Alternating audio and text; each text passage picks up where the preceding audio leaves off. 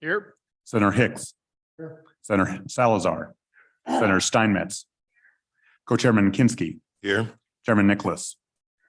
Mr. Chairman, for purposes of reimbursement, Representative Henderson. Representative Sherwood. Representative Zwanesser. Senator Anderson. Here. Senator Nethercott. Thank you, Mr. Chairman. Mr. Chairman, Mr. Co-Chairman, thank you, members of the committee, for this opportunity to address you. This is an important time of year and one I always look forward to. This year, in case you don't know, the new Chief of Staff, I'd like to introduce him. Former President of the Senate, Chair of the Joint Appropriations Committee, good friend, and he shows up here with a notepad saying, when you're an attorney, you always want to make sure you have a notepad to pass notes to your client. So hopefully you'll avoid having me have to take those because you can really put him under the spotlight. Anyway, I'm really delighted truly to have Drew join our team. He's been well received by our team, and he's been on the job for about a week and 2 days. Drew, welcome, and thank you for coming on board. To my left, obviously, Erica Legursky. You know Erica, and hopefully we can present to you a budget that makes sense and one that truly is fit for the times in which we are. Let me just begin a little bit with trying to set a bit of a stage. I just got back actually yesterday from Western Governors in Phoenix. Western Governors is a bipartisan organization, and it was fascinating to me that Republican and Democrat governor alike, there is a united effort to recommend that the West needs to be in control of the West. We need to be able to, on a bipartisan basis, manage our own affairs and move forward. There is a great belief that the best solutions are going to come indeed out of the West. And so thinking about that as a context, I want to talk to you about this budget. You know, and you've seen this, that our economy has performed better than anticipated, providing a serendipitous amount of funding, putting us in a good position in the short term. It is our responsibility not to squander this fortuitous opportunity and to invest in our future in a way that will pay off for years to come. I'm reminded about great times in our state's history. And I was thinking this morning about Stan Hathaway when he finally agreed to allow the severance tax, but did it only on the circumstance that we also created a permanent mineral trust fund. And if you remember, his testimony was, it is going to be a permanent mineral trust fund because future generations may well find that they want to raid this money. So we need to make sure it is inviolate and set aside for the future. You all know, and we'll talk about it momentarily, that is, at least it has been during my time, and I believe during Treasurer Meyer's time, the number one source of income for the state. But it's also been one of the biggest challenges during the 2008-2009 series of challenges that came to the nation's economy. So I think it's prudent to talk about how we deploy these assets. But I think we need to remember that where we are as a state today, with you all as legislators and the work we've done over the last few years, this is a pivotal point in our state's history, and we need to take a long look.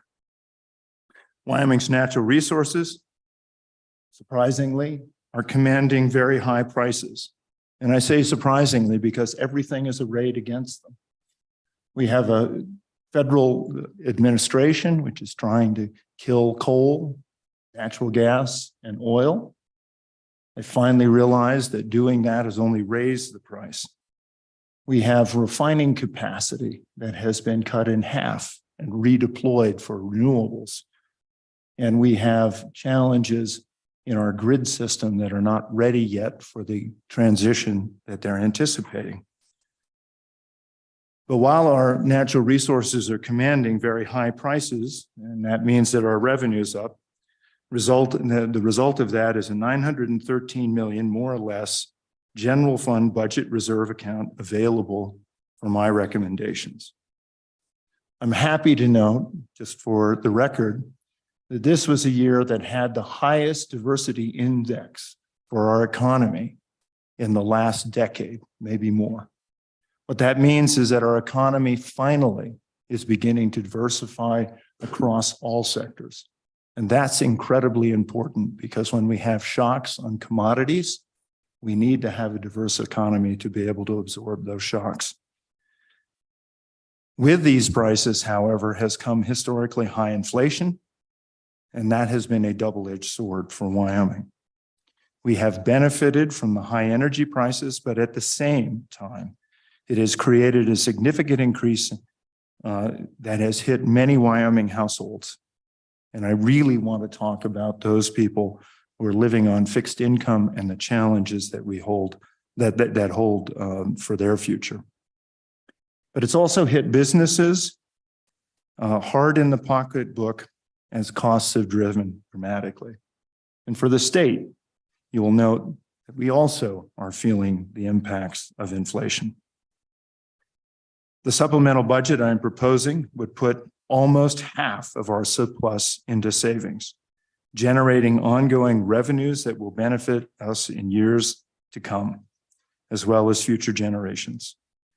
This will increasing our savings now will help to pay for services we have all agreed are essential, and will hold down the need to consider additional taxes in future years.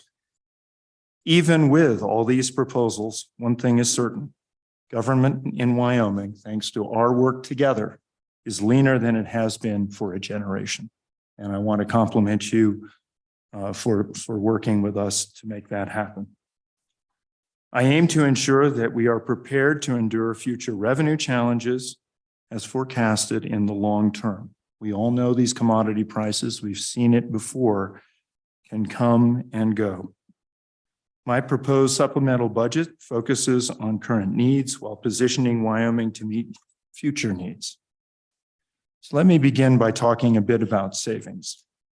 The largest portion of my proposed budget is aimed at savings of different types. First off, I propose $412 million of general funds go to the corpus of the Permanent Mineral Trust Fund. And I'll tell you why in just a little bit. As you all know well, the income generated from this fund is now one of the top 3 sources reliably of revenue for the state. And at times, as I mentioned, it has been the #1 revenue generator. When I came into the treasurer's office, we talked a lot about inflation proofing for future generations. Our corpus is now large enough that we need to manage it carefully, and inflation proofing it will be difficult to accomplish simply by trying to adjust formula. So we need to think a lot about how we manage our Permanent Mineral Trust Fund. But the Permanent Mineral Trust Fund has been a remarkable godsend for Wyoming in the toughest times. Savings today also recognize that there are about $412 million of ARPA, American Rescue Plan Act dollars in the current budget that will need to be put back into our general fund standard budgets for our next biennium budget. And you can find those details at the State Budget Department, sbd.wyo.gov. Kevin can highlight you on what we're doing there. I do suggest that we make this deposit to the PMTF in 2 installments, one on July 1st, 2023, and the other on July 1st, 2024. My point in doing that, ladies and gentlemen, is to make sure that if we find ourselves in a bind, that we can intercept that second tranche. Other savings proposed are a $4.3 million transfer to the Legislative Stabilization Reserve account. And that fund, with that transfer, will reach $2 billion, which is a record. And I think it also speaks importantly to the role that the LISRA can play in our budgeting efforts. You all know that I have talked for some time about putting some guide rails in place on the Legislative Stabilization Reserve account. And thanks to the work that this committee and others have done over the last several years, we are now allowed to make sure that the LISRA is not on the sideline, but actively invested. Oklahoma has, and many of you have heard this, Oklahoma has a way of approaching this that is built in their constitution that says only 1/3 of that Legislative Stabilization Reserve account can be available in any given year. Another third, in addition to that first third, can be available in extraordinary circumstances. And this leaves behind 1/3 of that fund that can be used under exceptional circumstances. What this does in terms of investing is it means that you can invest for greater return and a longer hold on assets in that last third. And you only have to invest short-term in the bottom third so that that money is readily available. I would further recommend a $68 million transfer to public employee trusts. This is an inflationary cost, and we will provide you with a letter that better describes why we want to do this. I've asked that $5 million be put in the Wyoming Natural Resource Trust. Again, matter that I will cover with a letter. And similarly, $8 million to the Cultural Trust Fund. Both of these, the Wyoming Natural Resource Trust has been incredibly valuable for natural resource management and available to ranchers and farmers, municipalities around the state.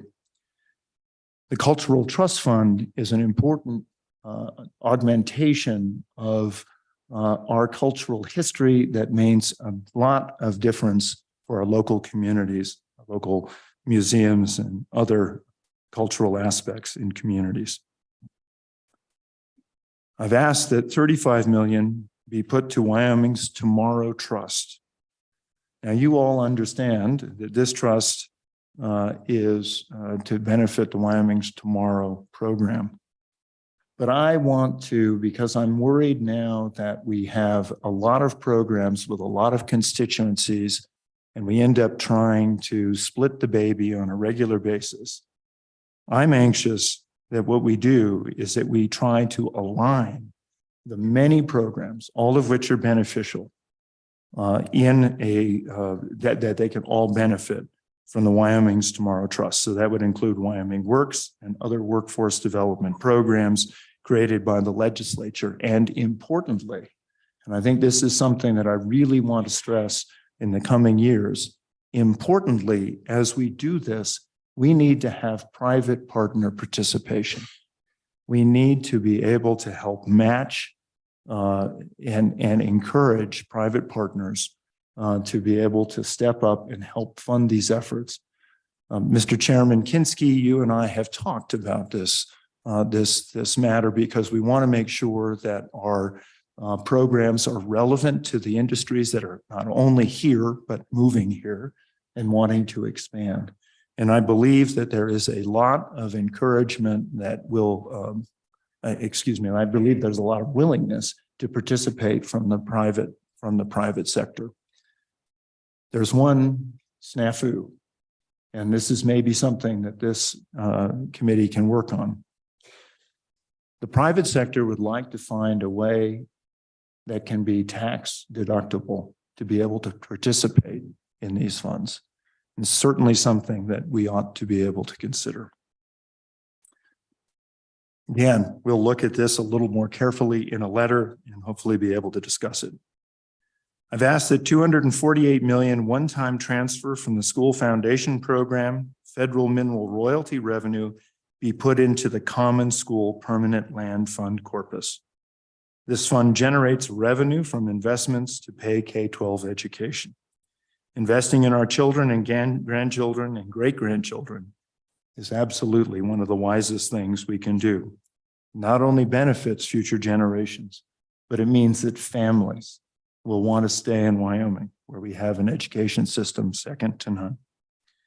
Our work in past budgets has finally moderated the structural deficits that we've talked about in the 10 years that I've been in this building that have accompanied the state's obligations to fund education.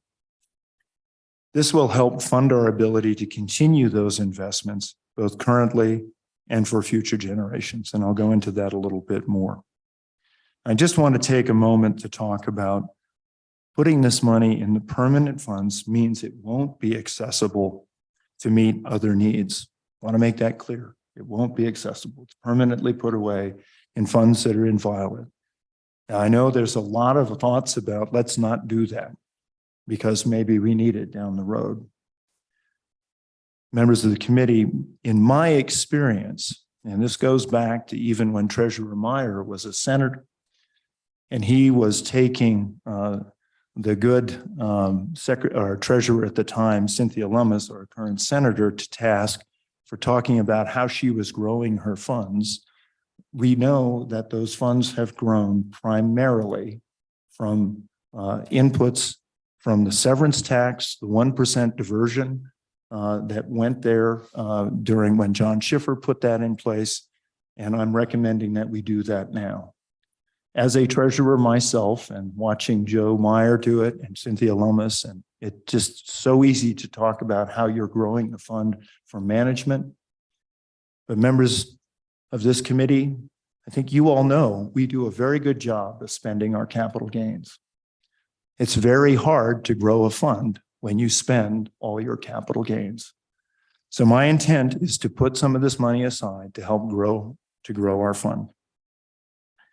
In my time, I believe a tremendous amount of work has been done to improve, and I want to make this distinction, to improve the performance of our investments. And I thank this committee for their foresight in working on this and in continuing to work on this. It is really wonderful right now in a raising rate environment and a down capital market that Wyoming has performed exceptionally well. Sometimes luck is better than skill. But the fact of the matter is we are moving rapidly to becoming one of the best managed funds in the country, perhaps the world. We can do better, but the thing I want you all to remember is that returns, and we talk a lot about opportunity cost and what returns could be. Returns are not the same as cash. Returns, and I'll give you the example. Back in the early 2000s, we made a significant investment in a company called Cheyenne Capital Fund. In 2024, the money we put aside at that time will finally be paid off. So that money was not available. It was not cash. It is what private equity is. Now, private equity is an important component of any diversified portfolio. But remember that earnings and returns are two different concepts. And so as we talk about what the opportunity costs are, think about what that means for cash needs right now. And that I just make that comment because it's awfully easy to get wrapped up talking about returns and thinking about how that's going to make everything better immediately. We have made several private equity investments over the last months, and those will start to play out in 4 years' time to 10 years' time, just so you understand that returns are not cash. But after strategic savings, the second largest component of my budget focuses on addressing those most impacted by inflation. I have set aside $13.7 million in general funds for other inflationary costs, excluding employee compensation related to delivering state services, healthcare, food, and travel, etc. This is an enterprise-wide ask, but the allocation is by agency and object code. The figure of 13.7 general funds is based on an analysis by the budget department looking at increased costs over the past 12 months. This request also includes federal and special revenue. This is a conservative approach for known overruns to existing budgets. We will continue to monitor inflation and request adjustments only when identifiable and necessary to implement agency statutory requirements. The most significant areas of inflation agencies are experiencing are in utilities, travel, food, and healthcare at state facilities. These are the same increased costs of inflation that Wyoming families and businesses are experiencing in their pocketbooks and budgets. Now, I recognize we may not know the full extent of inflation, and it's changing. And if we have urgent needs, I would include those in the standard budget next year and ask that you fund some of those areas effective immediately. This proposal would be included in the ongoing standard budget by agency. I have requested an additional $1 million to be added to property tax refund program to help those on fixed incomes meet the cost of maintaining home ownership. This is to ensure the program is funded for a second year. $3 million was in the standard budget. Demand is increasing, already providing to Wyoming homeowners, and it's expected that demand will rise in year 2. To help communities respond to inflation and the fact that all of this money from the federal government arrived at one time with a timeline of expenditure, which is a good recipe to inspire inflation, I have requested an additional $26 million in direct distribution to cities, towns, and counties. But I've also proposed adding $10 million back into the mineral royalty grant program, particularly to help smaller communities with constrained revenue abilities. And this is particularly important for emergencies. Chairman Kinski, you'll remember Claremont and their water system that went down. Senator Hicks, you'll remember Rollins and the challenge that they have with wooden piping. These are all emergencies that showed up kind of unexpectedly. So having the ability to help communities respond to that need is exceptionally important. Let me turn now to employee compensation. I thank you very much for your help last year. Difficult choice to make, but to move forward with compensation, to bring us closer to market. No one foresaw, I think, at the time that we wrestled with that budget, that inflation would hit the highest level it has in about, 18 years?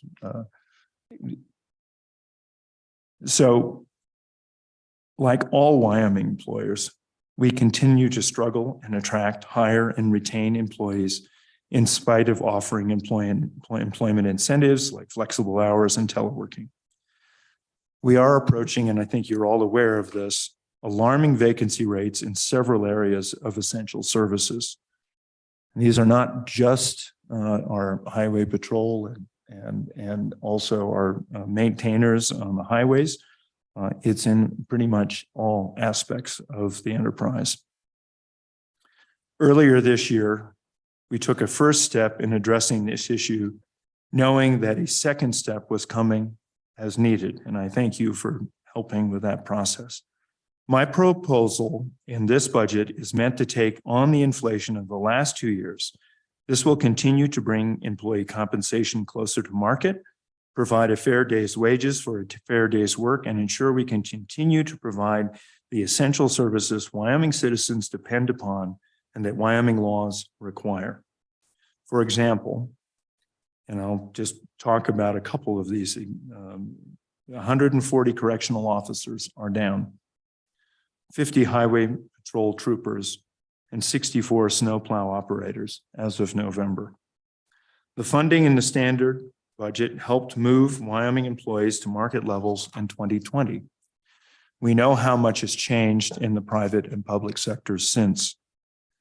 We also know that we're facing competition from states like North Dakota, which can provide workers the ability to work for the state of North Dakota and live in a place like Cheyenne. We know how much has changed since July 1st, 2022 due to inflation, and the market continues to move at a rapid pace. On average, the market changed approximately 10% from 2020 to 2022. State employees on average are nearly 17% behind the 2022 marketplace. This proposal would move our workforce closer to the 22 market conditions and continue to implement merit pay in the executive branch. This is significant because if we can finally get employees to current market levels, then we could use smaller cost of living adjustments in the coming years. This proposal also includes executive branch agencies, UW, community colleges, and the judicial branch. It pays for 15 months effective April 1st, 2023. And that annual cost is $48.8 million in general funds. As with last year's compensation, I am requesting the compensation model proposed for general funds be extended to positions funded with federal and other funds. All told, this would treat state employees, university, college, and judicial branch employees the same. The ECA addresses teachers and other educators. Let me turn now to state capital construction projects, excluding schools. Inflation, as you know, has also eaten away at our ability to fund capital construction projects that we have previously committed ourselves to and are in progress. We all know the effect of increases in building costs, wages, lumber, concrete, diesel, steel, et cetera. Chairman Nicholas, I know your work on the Life Resource Center, along with Representative Larson, you're acutely aware of these challenges, as is Representative Walters on the building there in Casper. To that end, I have proposed $50 million be dedicated to ensuring those projects can be completed on time. These are not cost overruns. These are large increases in bids for projects previously approved by the legislature.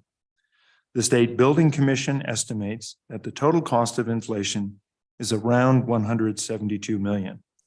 We simply underestimated the effect of inflation on capital construction because it accelerated as we got into the year. And our biennial budget was passed earlier this year. There remains a large need to keep up with the cost of construction. Let me turn a little bit now to retirement. My budget proposal includes a cost of living adjustment for retirees who have not had an increase in retirement wages since 2008. A one-time investment that due to investment returns, remember the conversation we had about returns, that due to investment returns would cover an ongoing inflationary adjustment for retirees. This would go to all of the state plans, public employees, law enforcement, fire B, judicial, warden patrol, and DCI. Approximately, this would equate to an increase of 0.1% increase per year of retirement, excluding those retired for less than 2 years. It is important to benefit those retired the longest who have dealt with inflation the longest. Prior to 2008, normally, our retirees received an annual 1% increase in benefits. Members of the committee, this is a prudent way to help meet the cost of inflation. It is a one-time infusion of funding that not only brings us closer to being fully funded, but it also brings a 0.1% increase to every retiree. For education, in considering the external cost adjustment, I have adopted the recommendation of the Joint Education Committee of $70.4 million. The work my administration undertook to re-examine assumptions about education, coupled with the work of the State Board of Education, It is my hope, and it may well outline some reasonable and responsible ways to rethink Wyoming's education system and the existing funding structure. In the meantime, in order to address cost pressures affecting districts as reflected in the monitoring process outlined under Wyoming Statute 2113-390U, I believe the Joint Education Committee's recommendation is prudent. Note this ECA has been adjusted by $400,000 to reflect updated modeling. For school capital construction, I am making an appropriation from the fund generally, but not to specific new projects. This is to ensure fairness and objectivity in evaluating and funding school capital construction projects. The process laid out in school facilities statute and rules should be followed, including consideration of where projects fall on the statewide assessments of school facilities. Now, you all may remember that it has been a while since we funded that assessment. And so our current assessment is far behind the local needs. This has prompted some districts to come forward with specific capital projects. I am concerned about districts coming on their own outside of this process and not meeting the state's requirements. So, ladies and gentlemen, there is additional funding, but I'd like to see it go through the model. While the capital construction projects recommended by the Select Committee on School Facilities are worthy of consideration, the same may be said of the facility needs of other school districts. The state is currently in the middle of conducting a statewide school facility condition assessment, the results of which will not be available until sometime in early 2023. This is structurally a problematic issue because your legislative session probably will have come to an end by that time. But I believe these results should form the basis for identifying facilities in need of a remedy. However, delaying action until the next legislative session, I believe would also be counterproductive when construction costs are escalating due to inflation. I recognize the urgency, but I also recognize the importance of a fair process. There are simply some districts that are more sophisticated politically than others and have an easier time getting in front of the legislature. And I want to make sure that we don't run afoul of our fairness requirement in the Constitution. For higher education and workforce, as Wyoming pursues new economic opportunities, it is important we ensure we have qualified and ambitious workforce. I want to underline ambitious workforce. We're not just building worker bees or robots. We're building people that can make Wyoming's workforce and work environment the very best. We have a pride of ownership. We have a pride of work. And we need to be able to make sure that we can market that not only nationally and internationally, but so that we have more people saying, if I want to get an education in Wyoming, I can find a better job here, or I can make that better job happen here. I launched a Wyoming Innovation Partnership to better harmonize all the great people and programs doing workforce development. You'll remember that I worked with this Joint Appropriations Committee to talk about how we're going to measure results. We don't want to just talk about we stood up a program, hooray. We want to talk about what that means in terms of people who stay here, who work here, who build business here, who find better employment. I propose funding the Wyoming's Tomorrow Fund with an additional $35 million to reach our goal of $50 million. I have offered two challenges, one for the legislature as I opened my comments, to enable a pathway for private sector to contribute to the fund in a tax-deductible way, and two, to work with the private sector to raise an additional $5 million to meet that goal. And I have already been working on that. I also ask that the legislature find a compromise to align Wyoming's Tomorrow, Wyoming Works, the Wyoming Investment in Nursing Programs, statutes, and eligibility. We will be better off if these programs come together to make it easier on our industry and the ambitious citizens looking for new skills in education to qualify and understand our scholarship programs. The legislature created each of these programs. I signed them into law and I support that, every single one of them. But I believe we owe it to our citizens to find a way to fund them now and efficiently to make sure that it goes into the future. This ability to develop workforce benefits Wyoming families, help citizens qualify for good jobs, and it will help grow Wyoming's economy. On economic development, my budget proposes also a commitment to economic development with an additional $30 million for business-ready communities, the BRIC program. Many states, including our neighborhood states, our neighboring states, are competing to attract new businesses and expand existing ones. This continued investment, along with workforce development, is key to retaining and growing businesses, as well as to recruiting others. Let me emphasize here, retaining businesses and growing others. We're not just about recruiting new businesses into Wyoming. We want to be able to make sure the businesses that are located here have a runway so they can grow and become much more expansive. My proposal comes from the general fund, and there's currently about $27 million in this fund. There's an example that I'm very excited about. The Laramie-born company Plenty, who made it to the World's Fair in 2018, I believe, has an enormous research and development facility that they would like to bring back to Wyoming. They would take, they have been courted by Virginia and other states. This was technology developed at our University of Wyoming, and I'd like to see it at home here in Wyoming. BRC funds do not revert, so not necessarily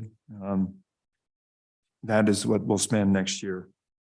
But I want you to know that there is a pipeline of projects, and there have been a number of companies that have moved into Wyoming.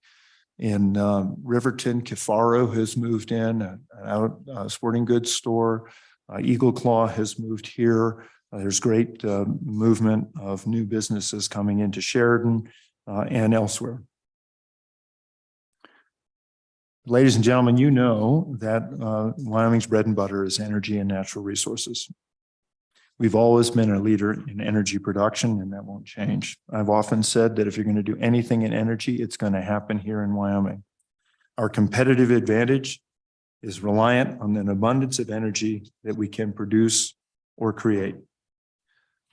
Would like to set aside an additional $50 million in energy matching fund to enhance our ability to lead in the areas of advanced uses of fossil fuels, such as carbon capture, utilization, storage, hydrogen fuel, and rare earth element extraction and processing.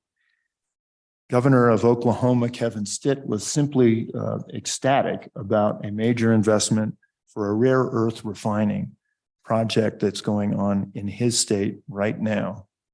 They're taking minerals from Texas, and they are doing an enormous buildup of magnet manufacturing and other things. There's no reason Wyoming can't do that. Our efforts to land one or more of these projects are advancing. Another installment of this match obligation demonstrates we are serious about securing those projects. And if we are unsuccessful, you know that these funds will revert to savings. This will be detailed in our budget letter of December 14th. I also propose additions to the budget of the Wyoming Energy Authority to focus on carbon capture, utilization, and sequestration and pipeline projects the authority will do in tandem with enhanced oil recovery. My proposal to increase the University of Wyoming School of Energy Resources budget is also aimed at supporting more research into advanced uses of fossil fuels, including products available for construction, soil amendments, and commercial support of the Maori Formation gas and oil possibilities. I recommend $496,894 for the Public Service Commission to meet the challenges in the energy market and protect Wyoming ratepayers. Our surrounding states are dedicating personnel and funds to evaluate regional power grids and changes that will affect cost and reliability of power with changes in energy supplies. We must make sure the Wyoming perspective is included in these discussions. This is a combination of federal funds and special revenue, not general fund alone, and it is ongoing.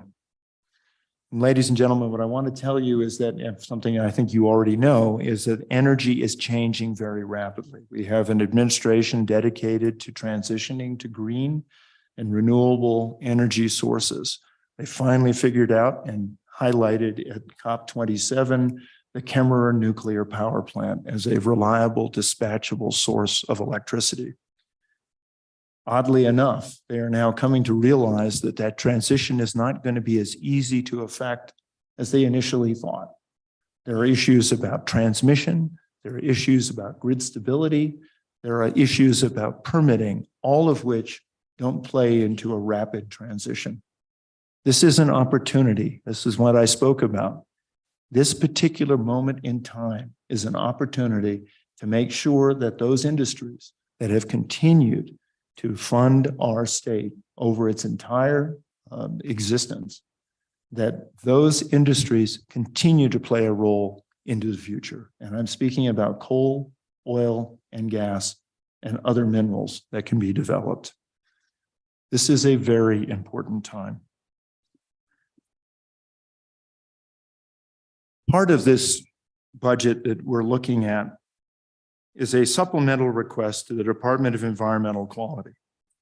I recommend $615,962 for three positions. This funding and the positions are essential to helping support the department's permitting of carbon capture and our ability to be able to withstand the assault that we're getting from the Environmental Protection Agency. Yesterday, we heard a lot about what happens with forest fires in the West. And the question that both Governor Polis and I asked, because both of us are subject, as is Utah, to the ozone transport rule, which is one of the main reasons we're looking at shutting down coal plants in the West, was because of the fact that the EPA had not figured into their modeling what forest fires brought. So, ladies and gentlemen, we are going to be fighting to make sure, and this is bipartisan for the West, that air quality regulations coming out of the federal government, that they are ground truthed, that they make sense, and that they aren't sort of a legacy of a bad modeling experiment. We need your help to make sure that we can meet that challenge. Like most states, oh, and by the way, Colorado is very much engaged in this. We're worried about our coal plants. Colorado has to reformulate all of their oil and gas, or all their gasoline. And that's a huge hit to their consumers. So this is not a Republican v. Democrat issue. This is a Western issue about properly modeling our air quality and managing our forests. These are two critical issues. Like most states, Wyoming is experiencing significantly increased demand for mental health services by our citizens from all our generations and socioeconomic strata. I want to compliment the legislature for stepping forward and trying to focus this effort. For mental health, though, this budget proposes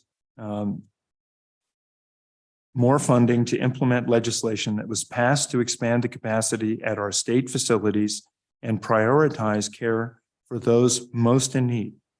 This funding goes to the Department of Health, but benefits those from the Department of Family Services and, importantly, corrections. My proposal is for $5 million, and it is to implement the behavioral health redesign that you all contemplated. This is a significant and very important step.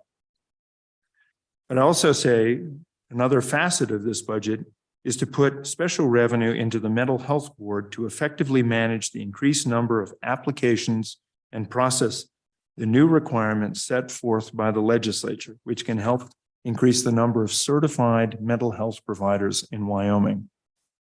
Special revenue of $161,000 $1,696 put towards this effort is what I'm proposing. In the last 4 years, the applications that we have seen have increased by over 230%. I'd like to note that this year we held a very successful summit on mental health. Additionally, a session on the subject for Wyoming business leaders at the recent Governor's Business Forum was standing room only. I would like to indicate my commitment to doing more on this front.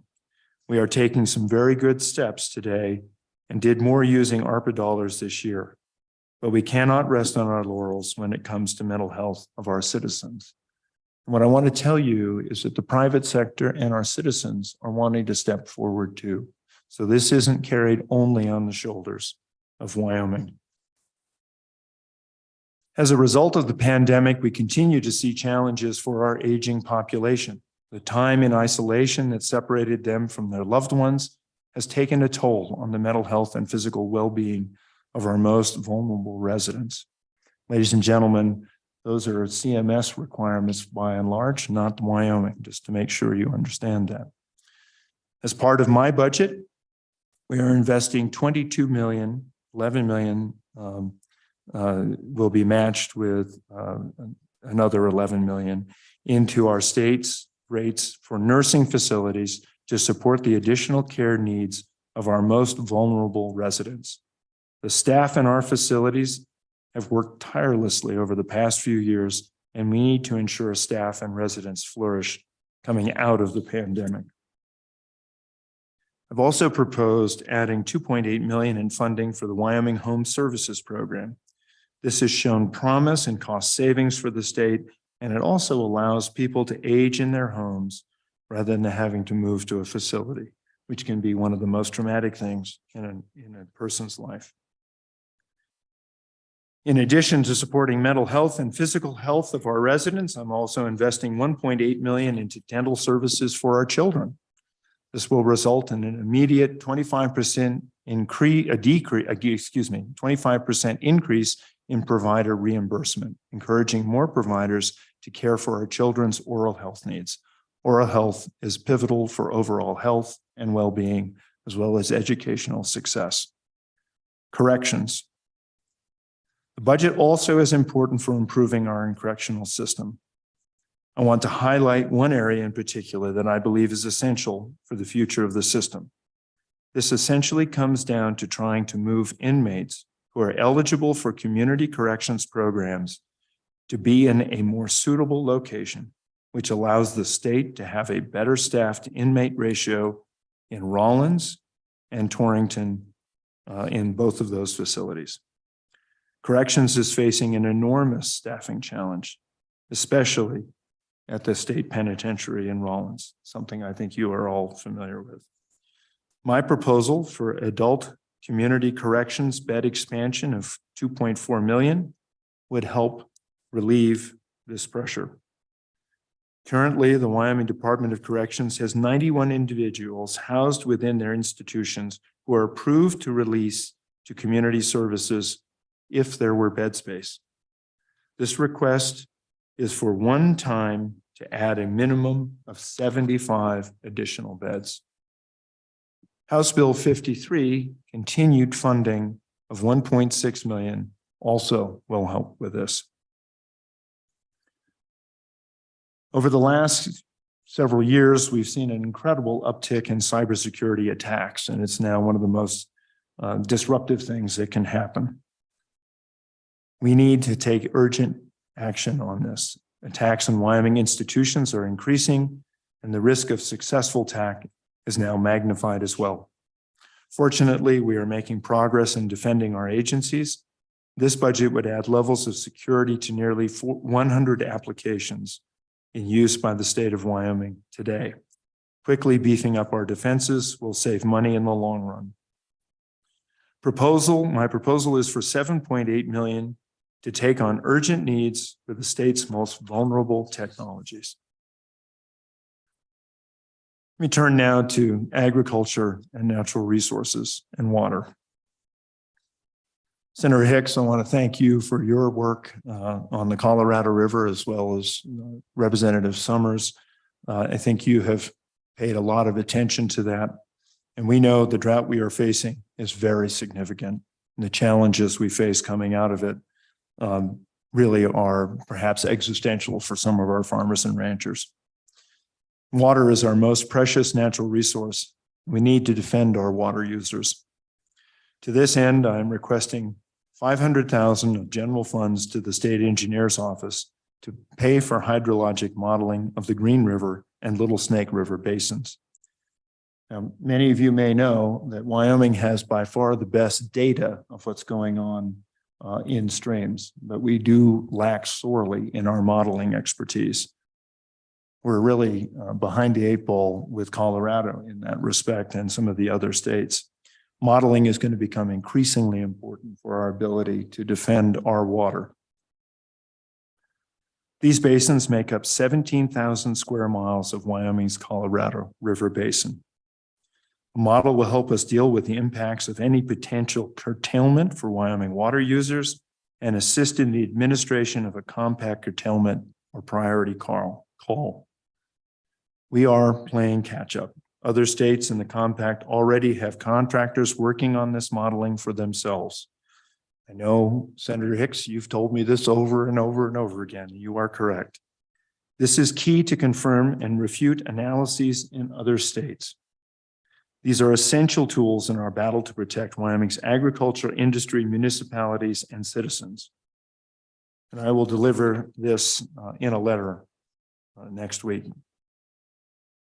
Let me just leave you with this. One of the big conversations we had at Western Governors was a recognition of the fact there is only so much water. And so far, everybody's talked about what we do with that resource in an academic sense. It is now coming to fruition. There are farmers in Arizona that have had to turn their water off. There are real challenges coming for upper basin states. And this is going to be one of the biggest challenges that we face in the coming years. I want to talk a little bit about the Office of State Lands and Investments. Wyoming is very proud of its state lands, but the pressures on these lands have only grown, especially as we deal with federal government as it instituted policies that impact Wyoming industries and people. This means more people and industries are turning to state lands for grazing, for oil and gas development, for recreation, and obviously for other revenue generation. My budget proposal of $613,007 general funds to the Office of State Lands and Investments is meant to lift the agency as it takes on these added challenges.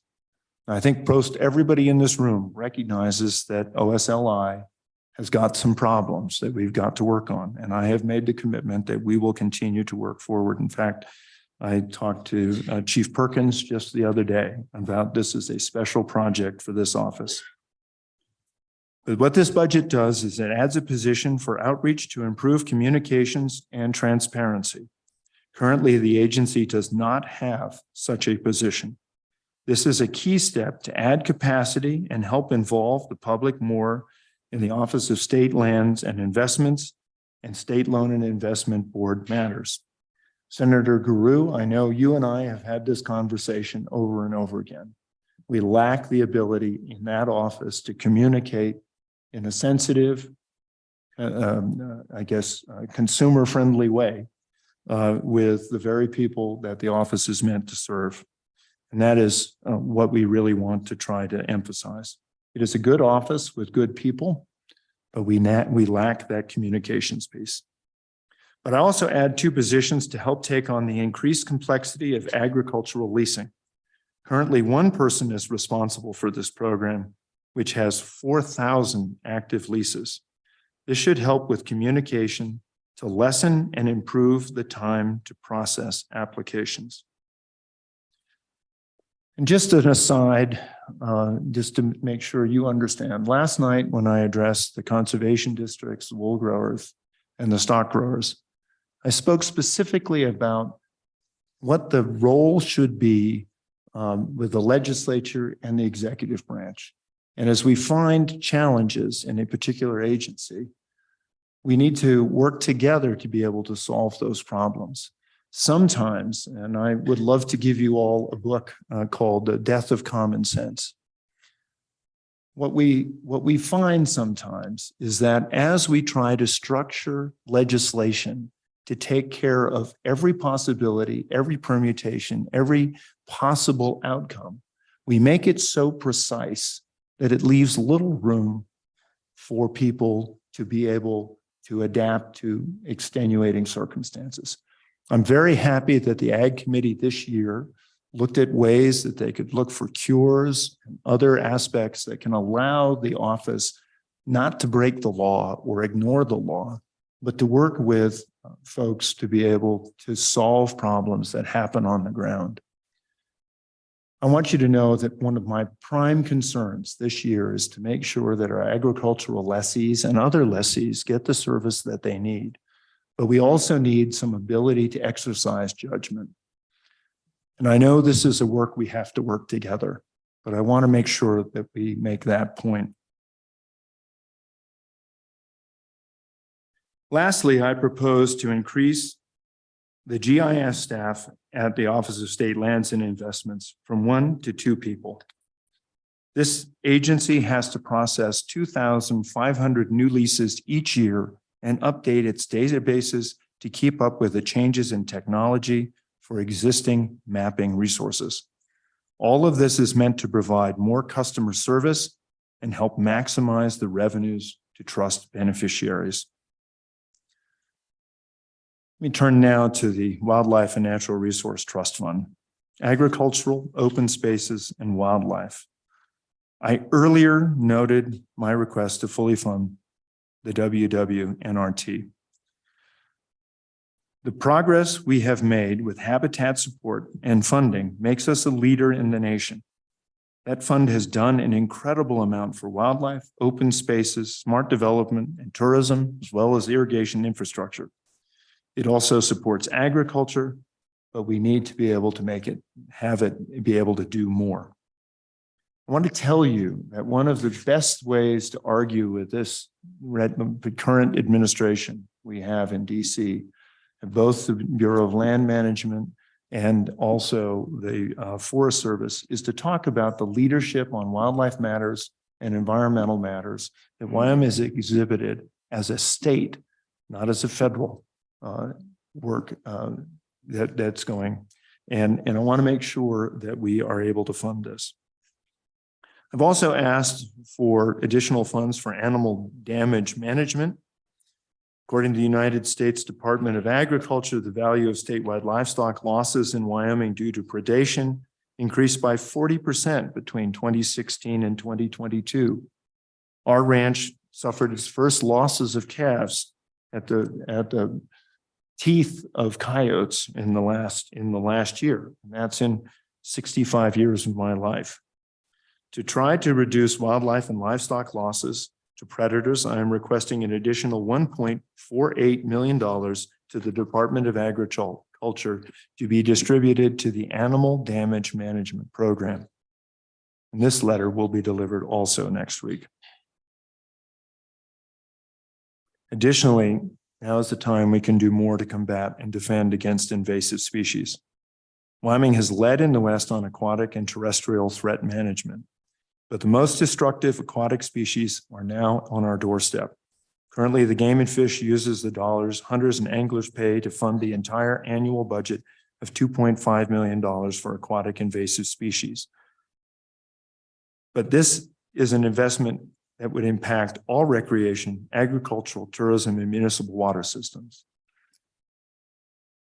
To be better prepared to take on emergent threats and share the cost of invasive species management, I am asking for $1.5 million from the general fund to my office for an invasive species account. This is not necessarily only aquatic species where quagga mussels and zebra mussels pose a real risk to municipal water systems, to agricultural systems, and to fisheries, but it also talks about ventonata and other plants that are particularly problematic up in our area. letter will be delivered also. Ladies and gentlemen, finally, I know it's been a long talk. This is a complex budget for a supplemental year. But I really appreciate your attention. Let me start by saying how important I believe and how pivotal this time is for our state. The theme that I have tried to enumerate in my budget is that ranchers, when they produce hay, some years have bumper crops and some years they don't. It's important that they save that bumper for future years, not just go out and buy more livestock, because that next year can come and it can be devastating to your operation. So this is a time when our state can make hay. And I feel it's prudent for us to be aggressive and pivotal for our state to be bold. We must protect what we have and make the best use of the opportunities before us set out to our state, ourselves, and our successors for a brighter future.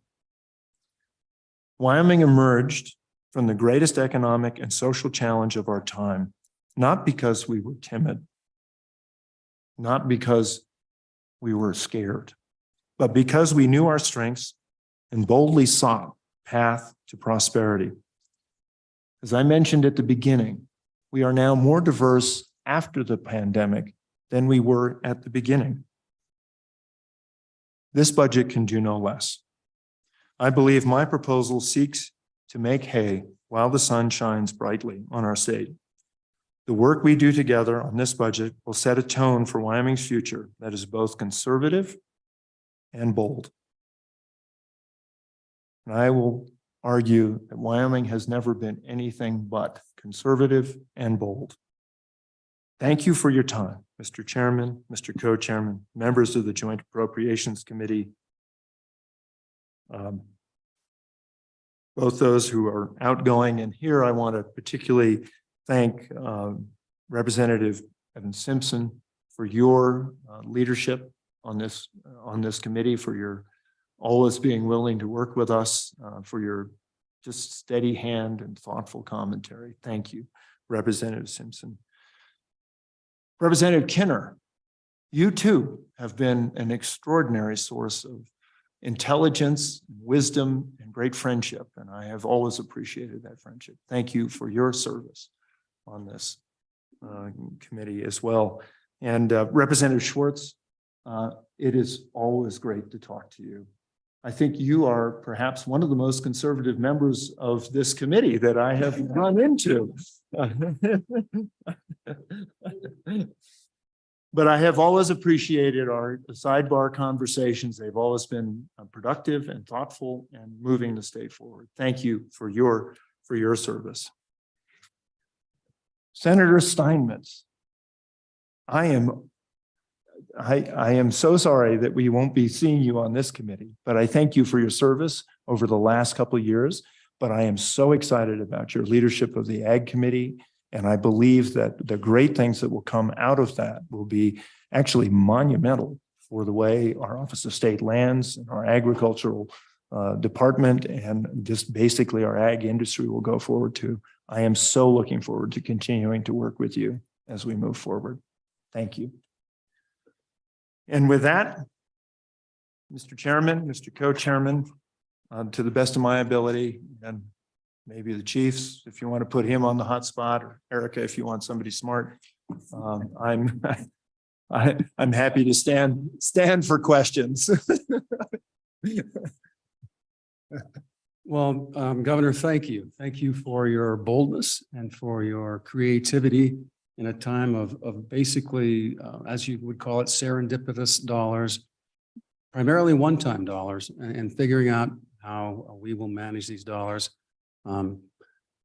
We appreciate the burdens that you're passing towards us. And, we don't have a lot of time to put together a budget, our supplemental budget between now and January, but we will take all of your recommendations and requests and review them diligently and honestly. And I know that as the days go by between now and January, we'll have more questions And there'll be lots more questions today and when your letters come out. And so it will be interesting as this plays out. But we have a lot to learn about the request that you have. A lot of the background information for your request that we're going to be asking of your office as we go forward and start to work through these dollars. But committee, is there any particular questions for the governor that you would like to ask? Mr. Chairman, Please. thank you. Governor, it's always good to see you again, and I echo the sentiments of my co-chair. We appreciate all the work that's gone into this budget by you and your staff.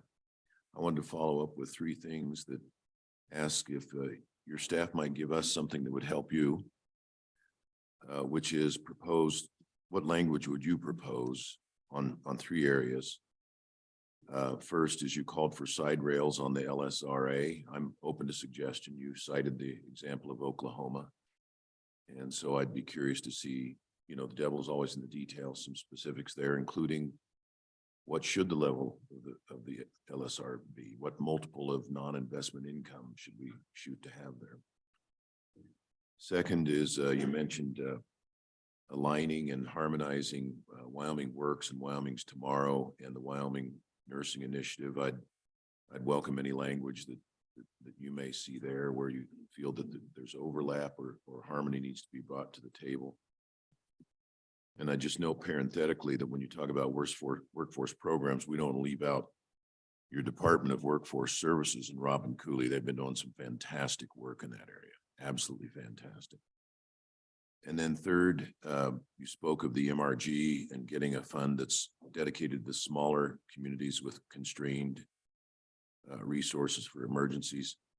There was a time when that was the express purpose of MRG, and then over time, some of the larger communities, including my own, managed to get in there. One man's project is another man's emergency, and I'd welcome what language you felt should be there if we're going to fund the MRG again, to make sure that it really does go to the truly needy and the poorest and most resource constrained. Thank you, Governor. Please. Mr. Chairman, Mr. Co-Chairman, thank you. Those are very good suggestions and comments. Look forward to working with you on it. I thank you for your comments on Director Cooley and her department. She really is dedicated to this and will continue to work on that. I will be glad to get the language from Oklahoma. I'm not saying that we need to rigidly observe that. And there may be ways to work on that, but I'm happy to provide some notion of that. We've talked really for a number of years about how large that fund should ultimately be, what the multiples ought to be. And of course, putting guide rails on it probably make those multiples change a little bit. So this is probably an effort that needs to go for a while. But Mr. Co-Chair, what I would say is this is very much in keeping with our notion of trying to come to, it's a little more simplified than it really would be in the end, but come to a savings account and a checking account, simplifying the budget structure. And I believe that this is part of that process. And so happy to work with you on language, and we can propose some ideas. I recommend this as a longer conversation as well, but we'll try to come with some ideas on that in specific. Also on aligning the Wyoming Works and the nursing program in Wyoming's Tomorrow, I'm happy to provide some language on that, but I'm sure there's a push and pull and tug that the legislature will work through on that. We would love to be part of that process. I think the intent here is a good one, but I want to make sure that we don't, end up sacrificing one program at the expense of another and so on and so forth. And I'm sorry, the third point you made was the MRG. I'm sorry. Yeah, I couldn't read my writing. Thank you. Specifically, I think there is some work that we can do to really help define what emergencies are. In my time, both as treasurer and as governor, what I've seen various state land boards do has been to evolve. When I first was on, there was a notion that if a community set aside a reserve, they obviously didn't need state money. People learned quickly, don't set aside a reserve. So everybody came with emergencies. I think that there needs to be some good communication and some work to communities that point out that they need to take care of themselves. They need to take some effort to sort of plan for the future. And you would remember a couple of years back, I asked that we put engineering in the Office of State Lands and Investments to help develop basically community plans for refurbishment, and we'll continue to work on those. Yeah, if we have to figure out some way, and I'm happy to work with you as a former mayor, you would know very well how these things go. But we've had communities that describe emergencies as not having cleaned their ponds out since 1960. You know, we've had others that have had catastrophic collapses of a pump on a day, and clearly there's a difference between the emergency there. So I think this is something that in giving that MRG, my board will need to work on trying to make sure we define precisely what an emergency is. Mr. Co-Chair. Go ahead, please. And if I may, Governor, I'm equally concerned that we focus on what the resource constraint means. You know, when Claremont has a failure, we know they don't have the depth or the capacity. If Sheridan or Cheyenne does, we know they've got the reserves to be able to deal with it. And so and we know there's some counties they're you know, a bad Thursday in collections going to put them where they can't make payroll. And so we can define those maybe in terms of their sales tax base or their property tax base or something. I don't know the answer, but we really do have to limit it to the most needy. Thank you, Governor. I appreciate working with you. Thank you, Mr. Co-Chair, Mr. Chairman. Okay, any further questions? Please, Mr. Vice Chair. Thank you, Mr. Chairman. I'd like to follow up on that just a little, Governor, if I could. So we give you the public some funding in that public welfare emergency capacity a couple of years ago. And so when we talk about the MRG emergencies, are you seeing these the needs or these emergencies in a different definition for the resources that we've allocated? Mr. Chairman, Mr. Co-Chairman, Representative Larson, you know, it seems to me MRG has usually been for infrastructure, assistance on infrastructure. If you're talking about the emergency that, you know, happened this year in the good Senator's county and what the challenges are there, that I think would be a different matter. Does that answer your question? It did. I'm just trying to get in my head if you know, if we're looking at the definition of emergency the same and the requirements for the MRG. And Mr. Chairman, if I may follow up with another question. And you may not, because you hit on this on a pretty high level, and if it's not refined enough to give us a little more idea, I understand that and look forward to it. But as you talked about the industry participation in Wyoming Works and perhaps providing tax credits or something, I'm just curious on what type of tax credits, what kind of tax we're looking to give. Have you picked like 2 or 3 different types of taxes that you think we just don't have many taxes? So that's why I'm wondering what your thoughts are. So, Representative, it's a good question. Let me answer it a little bit circuitously. At the Governor's Business Forum, I brought this topic up to several industries and said, would you participate? And they said, yeah, but we're looking for a way that we can do that without having to tax on that as well. So that's sort of the impetus behind this. clearly there are foundations. Clearly there are, authorities that can be established that do not have a tax requirement associated with them, and they may be instrumentalities of the state. We're happy to look at working with you on that. I'm just saying that seems to be a little bit of a roadblock in the participation. And I've heard from the community, this is awesome. We would love to participate from major sectors of our industry, but it would be really nice if we could have a tax deduction. Thank you. Thank you. Any other further questions? Well, we're going to save most of the questions for Rennie and Company. So, and we've already started to flood those to him through the days, but we appreciate very much your time and your provide to us. And we'll get to work. So thank you very much. Mr. Chairman, Mr. Co-Chairman, members of the committee, thank you very much.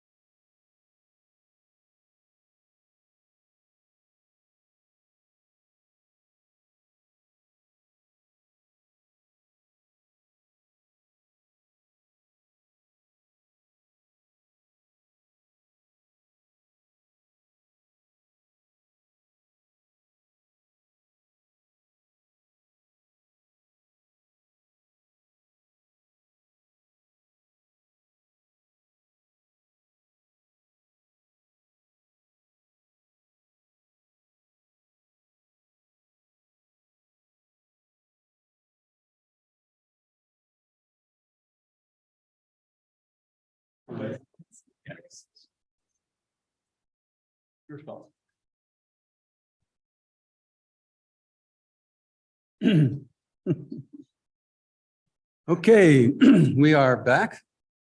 Now comes the fun part. We get to ask some good questions, so.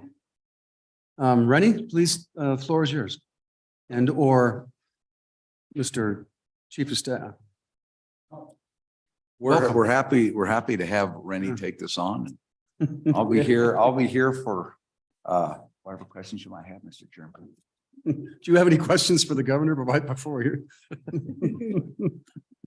No, I have no questions for the governor. He just asked questions for me. Go ahead, please. Great. Mr. Chairman, Rennie McKay, Governor Mark Gordon's Policy Director. Thanks a lot.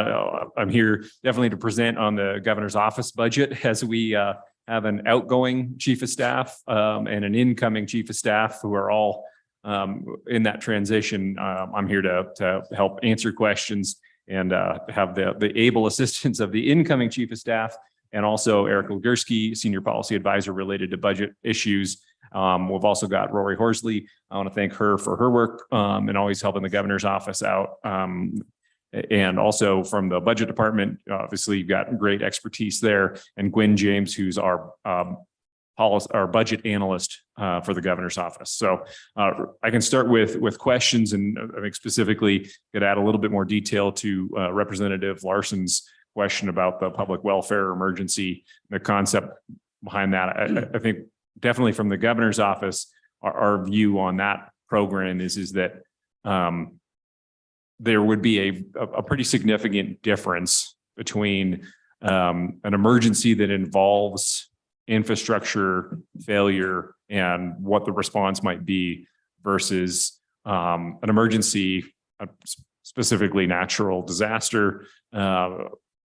But I think more than anything is that I don't think that you all intended to create a fund that is in the governor's office where a community could make a claim that they're having a public welfare emergency and come to the governor's office and start making applications for funding with only the governor to review it. MRG gives you the entire board to review any proposals that come forward and can give you some more constraints about what might be a qualified project. But do keep in mind, MRG also is not only for emergencies at this time. We've helped provide equipment, ambulances, healthcare infrastructure that also helps be proactive in those communities. So there is definitely a difference, but I think big issue for me would be to emphasize that when there's a crisis that is minute to minute, then I think we would start looking at the public welfare emergency statute and funds. But when there is a failure and there's an ability to get things fixed and there's an ability to then come invoice and make an application to SLIB for MRG funds in weeks time, then we think that program is the appropriate one and it's very valuable. The governor believes for the state of Wyoming. So we will also touch on the governor's emergency contingency fund here in this supplemental budget request. So there's a third consideration that we can talk about as well. Okay, so questions for Rennie. I have quite a few questions walking down through the governor's budget. And so as I walk through these, everyone jump in on where they want to on these particular subjects. And they're going to kind of be in order of what the governor presented. So for example, just right out of the gate, the 3.7 enterprise dollars for inflation, 3.7 million. You said 13. Came up with a 13. I'm sorry, 13.7. How did you get to that number? And then what is your plan for distribution on it and implementation of it? So we have a better understanding of who's going to get what when that is implemented. Mr. Chairman, and is that in an anticipated letter or is that a?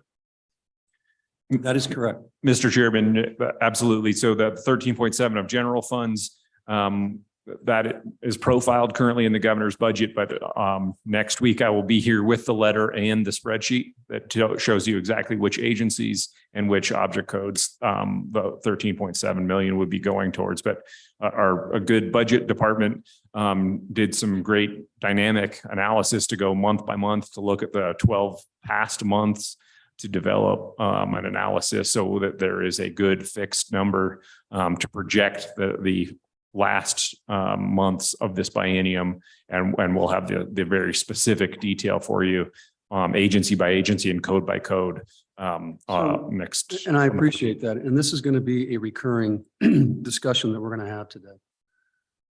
We're tasked with my management council coming up with a budget by next Friday. We're getting governor's letters on Wednesday before Friday and with the details in this information. That gives us essentially one day to digest the information that you're presenting to us. So if we can get information earlier, at least the background data, I think it would be, we'll be able to do or have a higher likelihood of completing our task of having a marked up budget by Friday of next week. What I'm afraid of and what I foresee now is that's not going to be humanly possible unless, for us to make a recommendation on the governor's recommendations and our own budgetary desires, we have to understand the background materials of the governor's letters and analyze them. And he said, we like this idea, we don't, or we want it. We don't even have the power to tweak it until we know exactly what's going to happen with those dollars. And to digest it and then rearrange priorities, all those things that we typically would do during a markup and through the budgetary process. I mean, I realize that this is unique times, the way that these dollars showed up late in the game. And so the process is, we're going to have to go with the flow. But I want to put your office on notice that these are issues that we're concerned about. And so we just have to understand everything as best we can. Otherwise it's either your way or the highway, and I don't want to play that game. So another example is Mr. Chairman. Go ahead, please. May I? Thank you, Mr. Chairman, and we appreciate that. Mr. Chairman, and I mean, the normal process that we would have been in another supplemental budget year would have been that we would have taken testimony during the week, actually would be this week. And then you would have taken that information, you would have come down, you would have done your markups, and we would have done letters. We've done all those things normally after session started in the first several weeks of session. And so respectfully, the management council got back together and said, let's give you 2 more days and please get us a budget. And so we will do everything we can to accommodate you that. It's certainly not our way or the highway.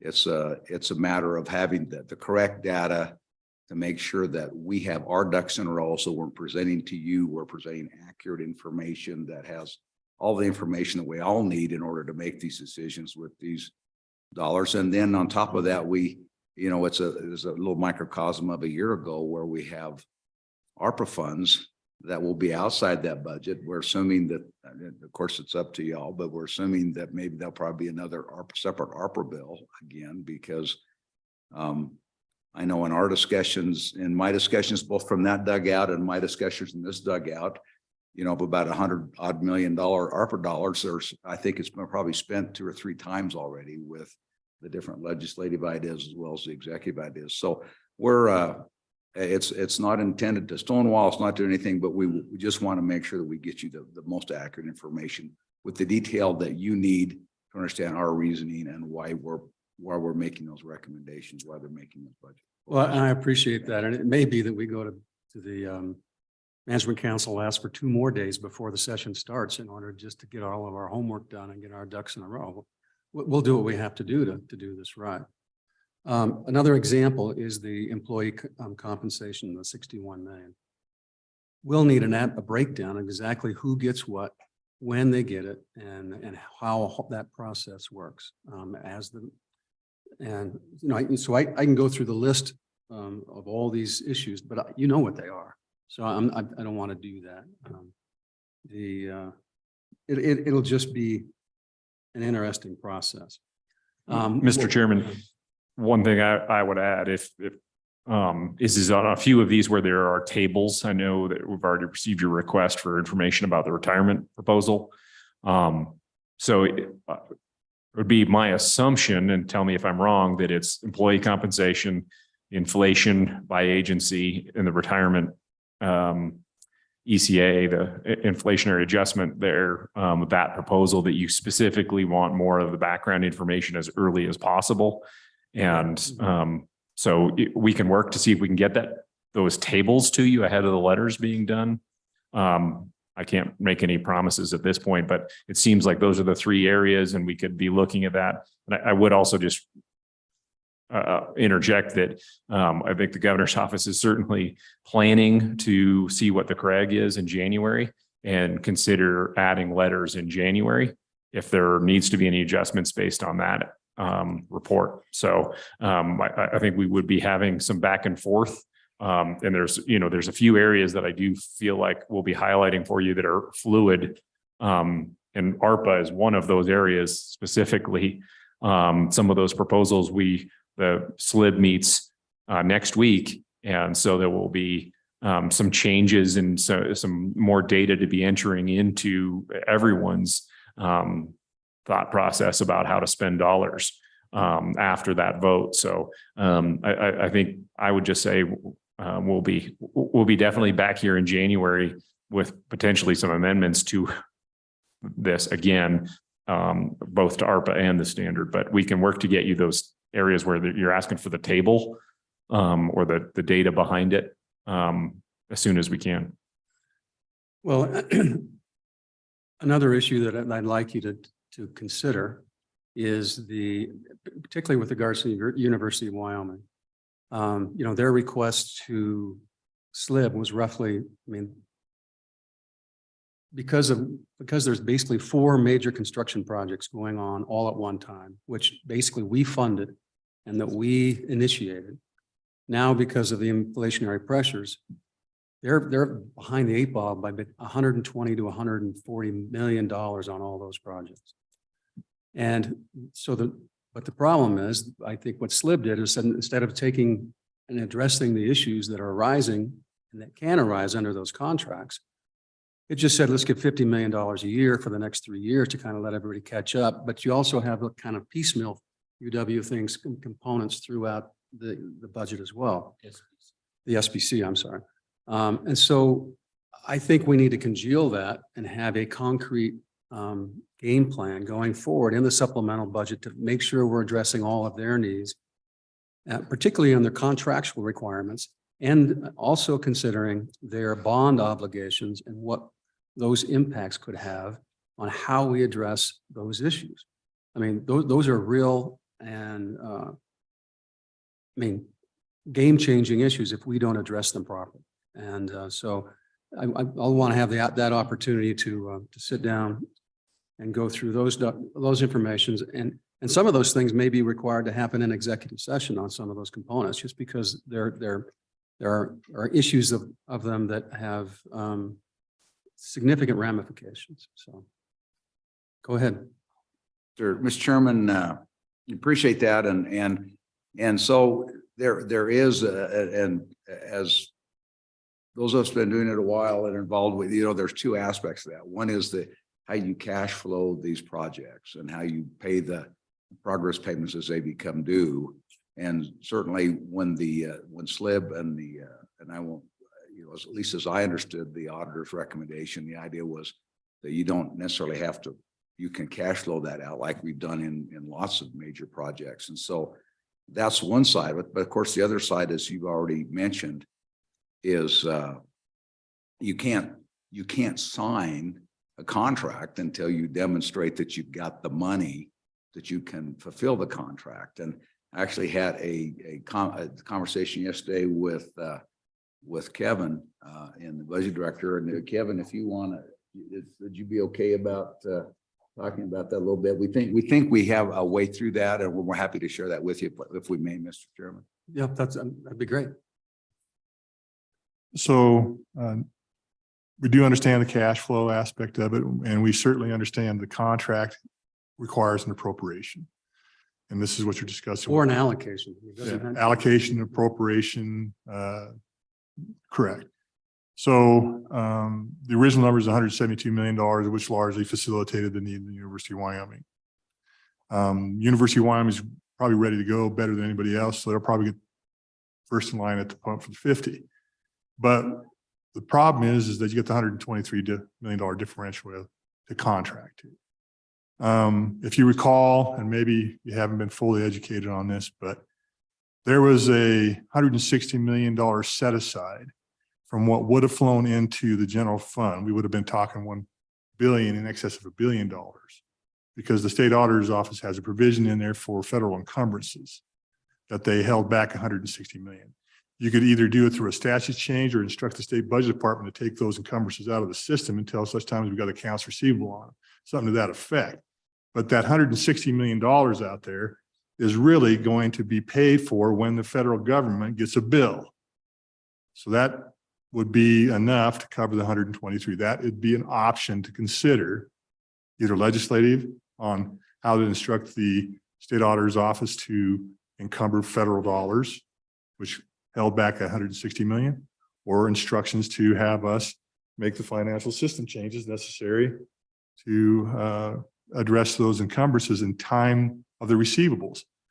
But really what we're doing here is that the federal government's going to pay. You know, sometimes they have things in October and in their federal fiscal year that they slow down, and they have politics to push bills and that kind of stuff through. And, you know, the wide out, when I was the chief financial officer there, we wanted borrowing authority. So in case that would get extended, but otherwise the federal government's going to pay. So right now, if that hadn't have happened, we would have had $160 million that we would have had in addition to this $913 million. And so could you clarify where the dollars are coming from? Encumbrances on ARPA dollars, on the free dollars, or the encumbered?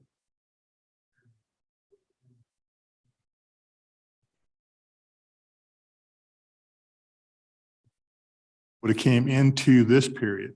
So remember, when we're doing supplemental budgets, we got 3 bites at the apple.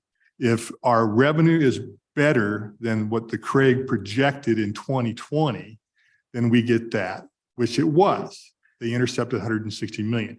And then you have the profile for 23 and the profile for 24.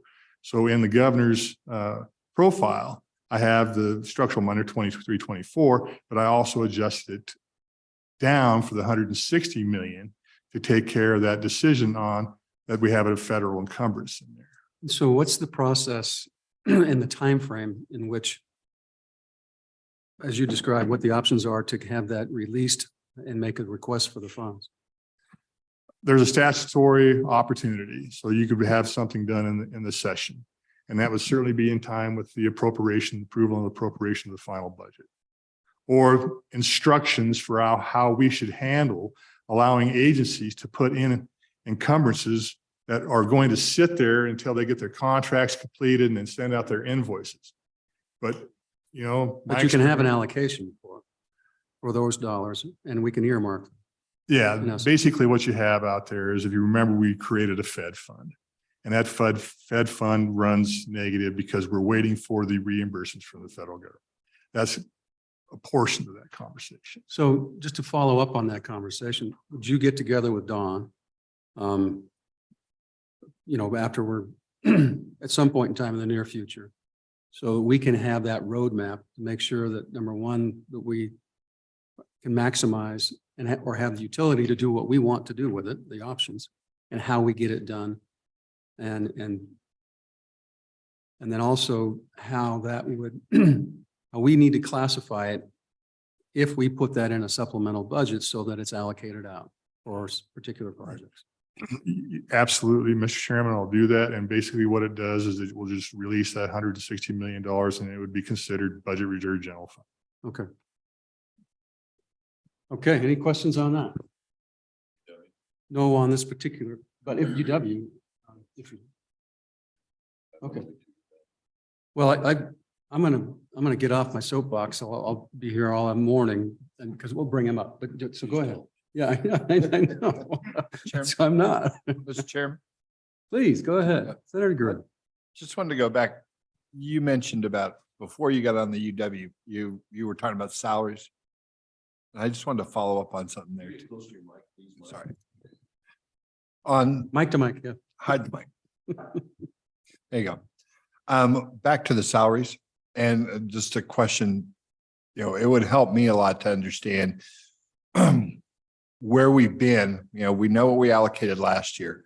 Like to do, if you want to have, I think, a chance of getting this next ask passed, we need to find out how all the salary adjustments that went through from the last raise, how they got affected across the board, who got what positions, and then to look forward to see how we're moving forward with this round. Well, and to piggyback on that, I'll give you an example. If you look at the district attorney's offices on those salary increases, it really didn't make sense. One of them got substantially more dollars just because of the way they classified their personnel than the other district attorney's office. And I'm wondering if that translated to other agencies. And yeah, my understanding is it did. And so what we want to do is if we need to have a rebalancing while we're doing this to make sure that we don't once again overfund one office versus the other office on a district attorneys or other agencies. So we understand that and kind of have that game plan in front of us to make sure that we cross those bridges before we cross the T and dot the I's. So, Mr. Chairman, in specificity to the district attorney's challenge, we did have a lengthy conversation, multiple conversations during the budget development process. There's a couple of things that were going on in there. As far as the employees that are not the district attorney themselves, one district attorney chose not to put in their performance appraisals. So there was no ability to give them the merit. That's what caused that differential. Now, we've been discussing this with A&I in this upcoming compensation package that they now have those performance appraisals, then we can address that. In fact, yesterday, district attorney in Casper called me. We played phone tag to have that conversation. So if he's listening, now he knows that we are going to resolve that particular issue. And then there was another change that the district attorneys had a statutory amount that they were going to get paid by statute. That was changed to say up to January 2nd, up to what the circuit court judges would be paid. That creates a classification review for A&I to conduct. So through that classification review, if that matches what that up to amount is, well, fine. But is it going to be January 2nd? The state budget department says we don't have the money, but we will include that. That's already in the conversation with A&I on this compensation package as well to address those things. Go ahead. Any follow-up? Go ahead. Okay. Mr. Chairman, too, again, an area we can definitely get information for your committee as quickly as possible. Again, the core issue that we're dealing with and why this is so important to the governor is what was passed at the beginning of this year was really aimed at two things. Get to the 2020, two years ago market. That's what the numbers we were using, and merit pay. So that gets to what Director Hibbard just mentioned about a situation around merit pay. So that was to get us to 2020, and why this is important to the governor is the inflationary impacts have been so severe between 2020 and now that we're still chasing a pretty significant market discrepancy. And we can see it in a lot of occupations across the state. And so this proposal is to get to 2022 market and also continue to use merit, because I think the executive and the legislative branches have all agreed that merit is important. So that just the core issue, and we'll be showing you the data and you can have access to that here as you consider this proposal. Mr. Chairman, Please. now I do have follow-up. Whoops. Thanks. No. Thanks, Rennie. And I know that's exactly what we want to do as well. The question I had is I want to make sure that we have the data in front of us to make sure that what you just said is what occurred, and to the extent that it did and the extent that it didn't. I know that's the goal. And that's why I say, yeah, this is one of those help me, help you deals. If we want to pass this, we're going to be able to lay that out for the body. And so that way, because you know how that works. Folks will call and say, well, you know what happened?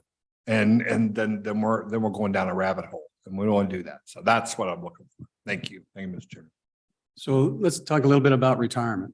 So what we would like to see in retirement is a breakdown of who gets what, and what it costs, how you came up with the 68 million, and the overall impact to the fund as well. In other words, we would like to see those actuarial tables that they're relying on, to know how you came up with the numbers you did, and what the exact payout is for those classifications. If you're a 15-year or 20-year retired versus 5-year retired, 15 years, or 30, full-time employee, 30-year employee, 15 years ago, just the gauntlet of who gets what and how those beneficiaries come from. What I haven't seen is how you are using, 2/3 of the retired folks are probably school teachers, because there's just twice as many as state employees. And so does the funding come out of the school side, or does it come out of the general fund side, or where that comes from, and how you discern that for each of those types of employees, or if you have a mechanism to do so. So we understand who's bearing the burden or who should bear the burden for that particular program, and how to implement it. And my understanding is that it's an algorithm mechanism that they can put on their computer. So if we want to tweak it, we have that opportunity to do it, but we have to have, retirement in front of us and tell them what we want. And they've got to go rerun the numbers and come back and show us what the differences are. So for us to have that ability, we're going to have access to that. And I don't see how we can do that overnight. Once again, that's an issue that I think we're going to need time to work with retirement folks, and so that we can participate the same way you guys did in coming up with the figures. Does that make sense?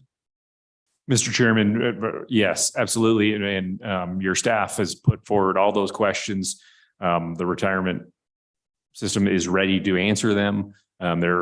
As you brought up, there's a question about the school facilities program funds and what role they may play in this proposal that we're just finalizing. So we'll have that to you, and I can promise you the retirement system is very responsive, because they do have software that runs these. So you can get answers very quickly from them. It is not a long process to make tweaks to this and get a new scenario run. So that the retirement team is standing by, and they know that you have questions and know that they'll need to be providing this to you. And so they'll show you what the governor's proposal looks like and the factors around that. It's actually about half. It's 46% is K-12 if you look at all plans, and 54% if you only look at public employees is K-12.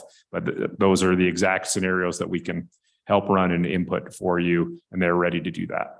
So the question, Rennie, is, as I understand it, they won't be ready to answer those questions until next week, because it's not finalized.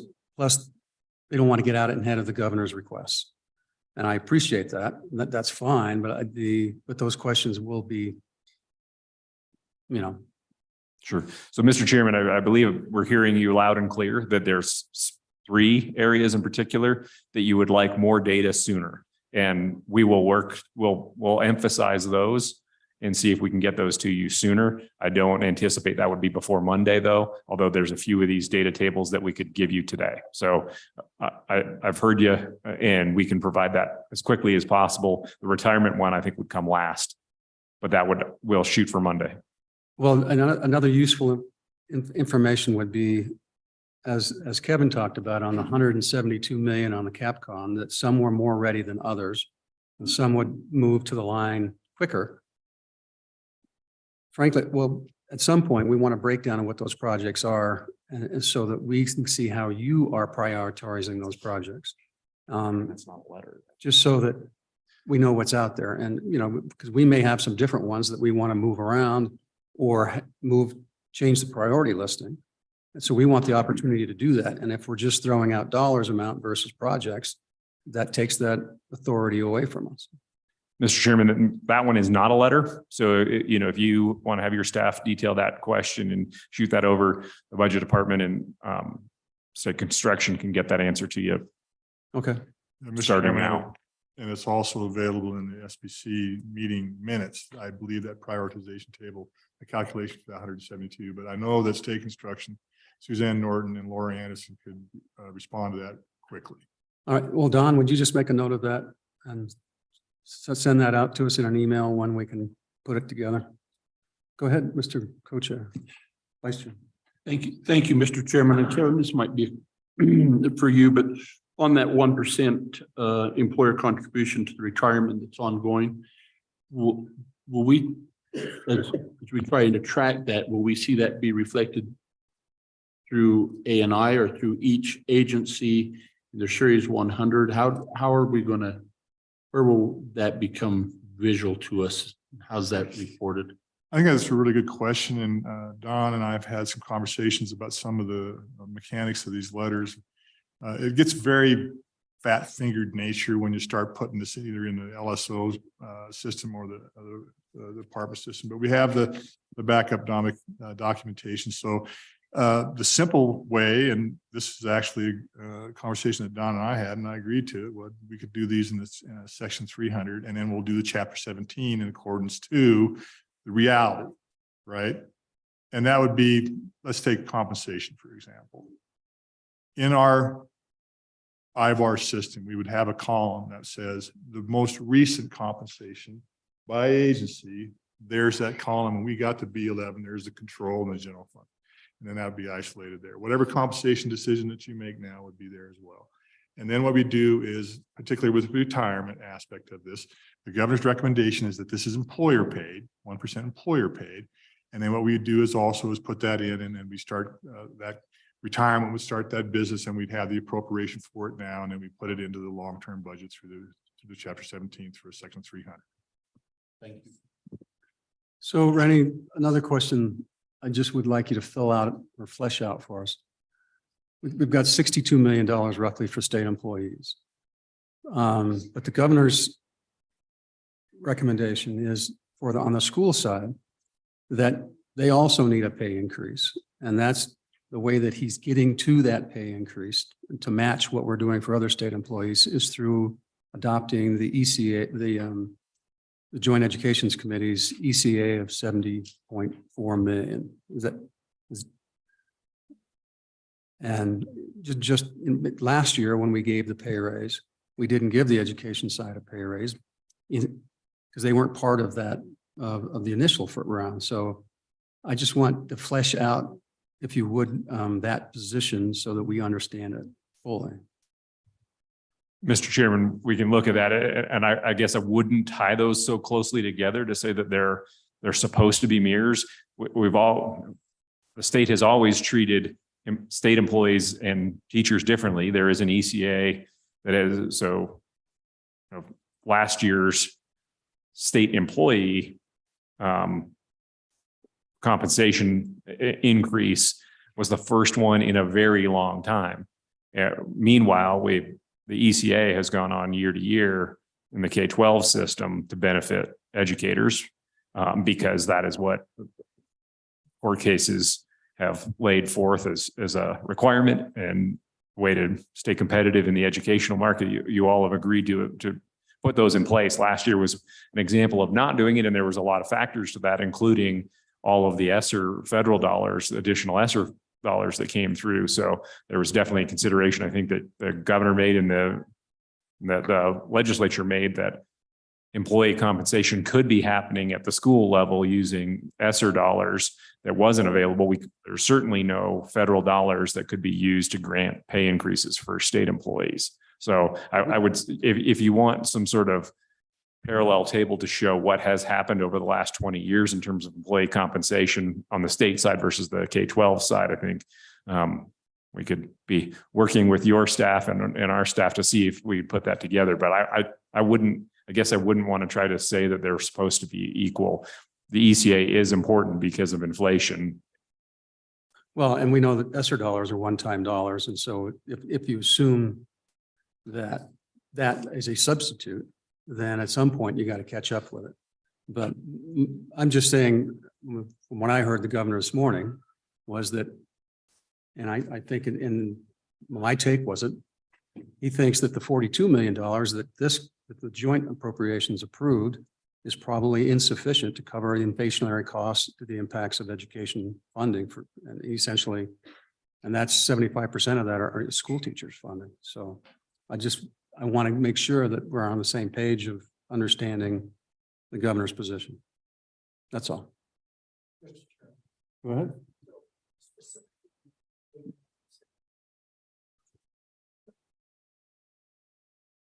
Specific back to this discussion about the contributions through WRS for the retirees and stuff. I do think it's very important that we understand the nature of who those folks are. And I think it's been alluded to, significant number of them are K through 12.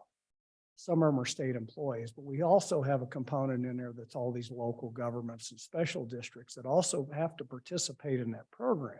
And so I would like to know what those percentages are, how that breaks out within the program, because there's a differential contribution between what the state does, the school districts, and what those local governments that have to participate in that program.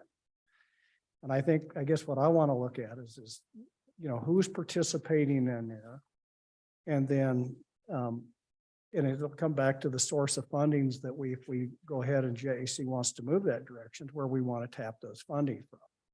I don't know that it's necessarily, in my mind, appropriate to take state general funds and then supplement retirement incomes for people that were employed by a municipality or a special district, unless we take money out of those revenue sources. And so I want to know what those potential differential breakdowns are within that retirement system. Does that make sense? Mr. Chairman, Please. does make sense. Absolutely. And the reason why it'd be nice to wait till we have all the letters in front of you is you'll see the governor's already considered that. So I think the all told employer contribution for 1% across the entire system is about 19 million. And we have the breakdown of where the 19 million comes from by payer source. K-12 is the largest. General fund is the 3 million number. So then to make up the other 7 million, we've got the breakout for you by which payer that is. The governor has a proposal for local governments and increased direct distribution to help them start to consider how they're going to pay for this. There should be a consideration and a debate, I think, about when you implement the 1% contribution increase. If we're going to deal with that fund, because you have so many others who are involved in this. So there, the one option is to implement this in 2024, but signal it's coming. Or the reason the governor's bringing and flagging this issue in local funding is because he recognizes that's an issue, but you also then probably have to have a consideration about the SFP contribution to that employer contribution. So the governor thinks that this is an important discussion to have about the fund ratio and the solvency of the public employees plan.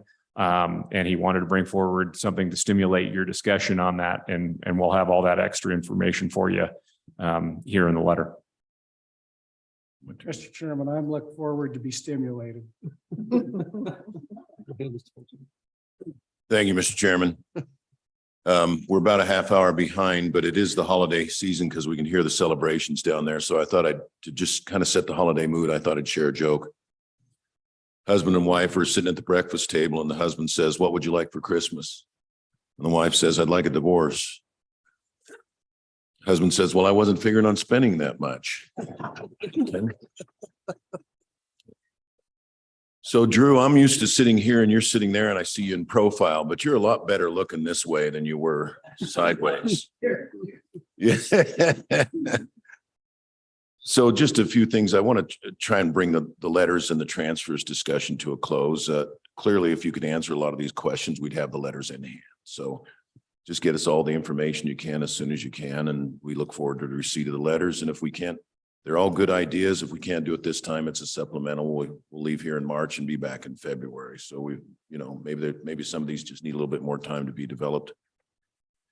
The things I've got are more just if you could make sure that when the agency comes, that they can address these things. Some are large and small.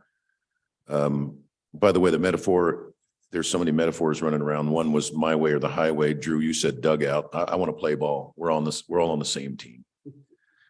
The Department of Corrections, the community centers, the late Leland Christensen, when I was in judiciary, did some good work on criminal justice reform, continued by Senator Nethercott. And the weak link has always been what resources are on the ground in the community. And there's been a big effort between DOH and DOC to communicate better so that, you know, if a convict's going to be released in 90 days with instructions to receive drug and alcohol counseling, that gets to the providers on the ground 90 days before, so that, and to the probation and parole office. And if they might address that briefly when they come, because that's, I'd like to know what the update is on that. The other is on the predator. That was part of that was a bipartisan letter to the governor. By bipartisan, I mean, it wasn't Republican, Democrat, it was House and Senate. And there was also a component in there for predation on the west side of the state. And I want to make sure that is included in that letter. That's important to those folks over there dealing with a lot of those issues. And then finally, you know, we could spend hours on the University of Wyoming's construction problems, but I guess I'd say this: if you can have UW come in with a plan, other than please give us $140 million, because that's one option. But there's some people on this panel who love the university, but felt with over $1 billion in construction having gone into them that they were trying to do too much too fast. There were some people here who opposed the construction of the dorms, who opposed the law school construction, the west stands, and the pool. Now they've got all 4 of those underway and they need $140 million more, which the next question will be, how many more $140 million requests are we going to have? And who's accountable for that kind of thing? I mean, they walked out with 50 million in March and now they're back needing 140 million, triple what we thought. So I think it's incumbent on them to come in with some kind of plan. I'm sure they can explain, but they need to come up with something, because if giving us 140 million fails, we need a plan B and a plan C. So that's all I had, Mr. Chairman. I appreciate the work that you're all doing, and I look forward to working with you. Thank you. Okay, further questions for Rennie? Standing ovation for Rennie. Tom? Yeah. Okay, I don't have any questions. Any further questions?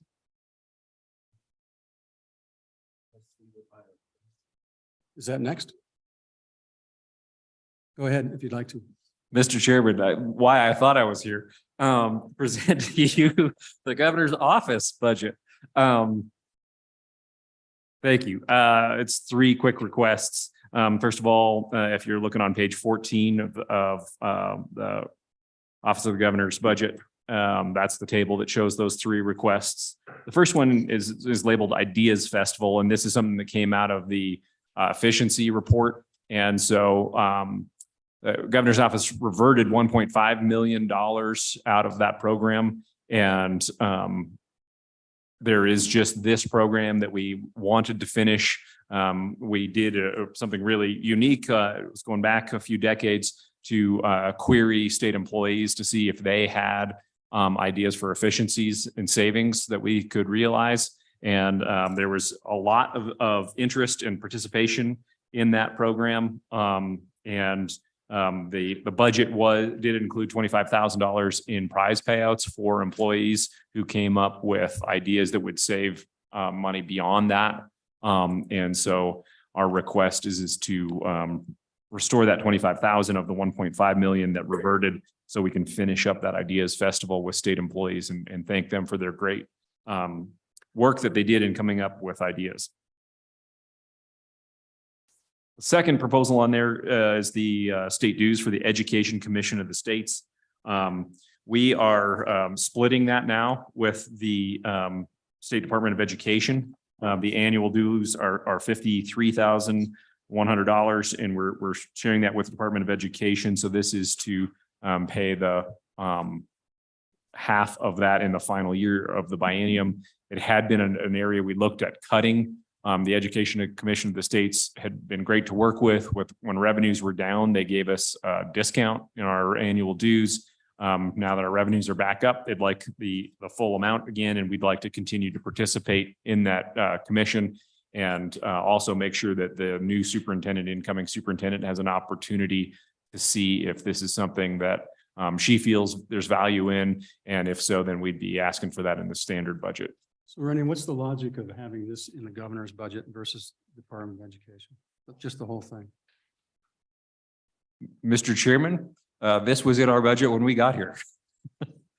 That doesn't mean it should always be. I mean, Yeah. Would it make sense to transfer it over to the Department of Education? Mr. Chairman, there's 7 members in our delegation to the Education Commission of the States. 2 of them are legislators. We have a governor's representative, and there's a superintendent of education representative, and we've got a community college president, and also I think we get 1 other representative on there. So I think it was there because the governor appointed members to that commission, but certainly the Department of Education has a member as well.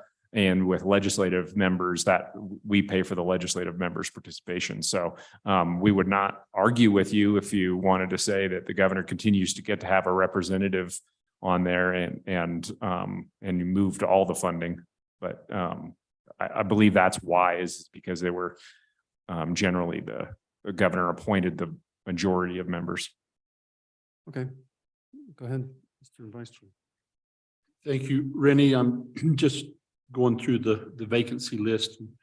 There's one that we have, I'm assuming it's probably in Homeland Security, that's about 13 months vacated, that you indicate that they're waiting on a cybersecurity grant to be awarded, then they'll put that in place.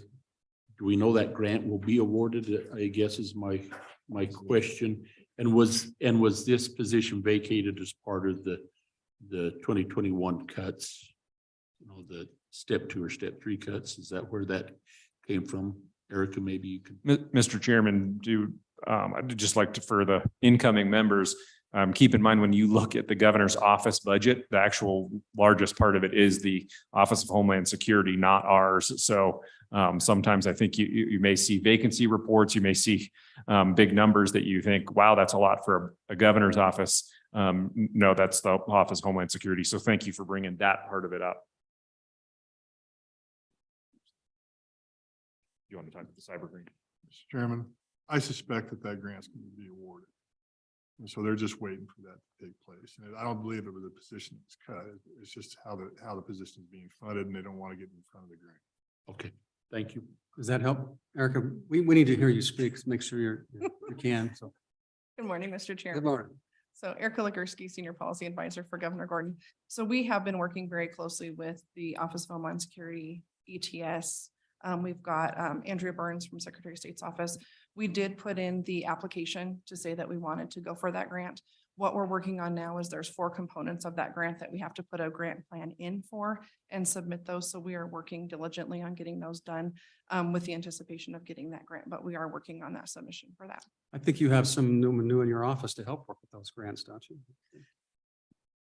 That would be in the budget department that we're hoping to have here soon. Okay. Okay, further questions? Okay, next. Contingency fund. Mr. Chairman, the last request from the governor's office is for an addition to the special contingency fund. This is again, we had kind of talked about all the ways the governor or the executive branch can respond to different levels of emergency or urgent needs. And this fund has had 450,000 in it.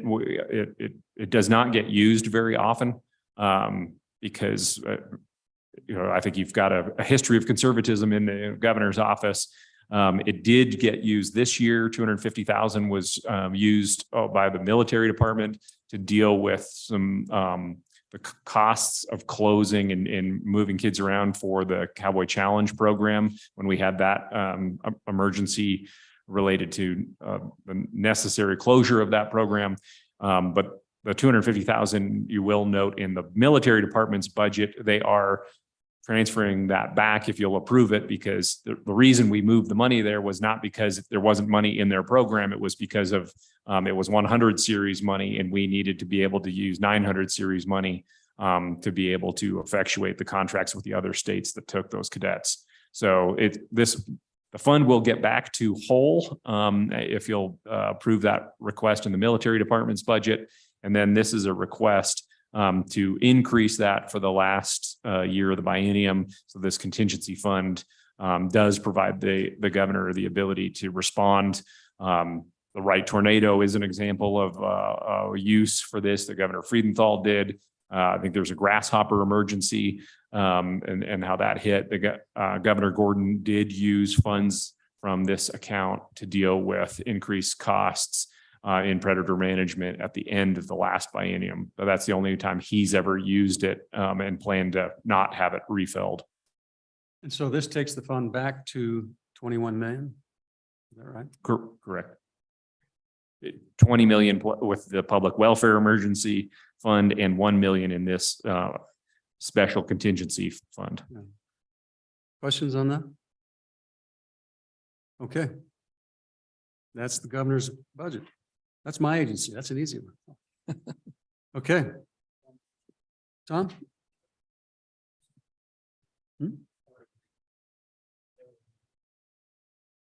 Okay, yeah. 1 minute. Nobody move. Yeah, you can breathe, but you can't move.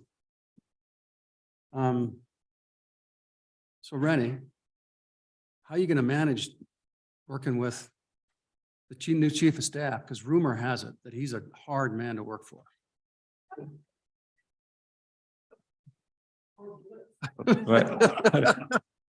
Can I plead the fifth? Is that possible? I don't know exactly what the rules of this are. I'm not under oath, right? Go ahead. Mr. Chairman,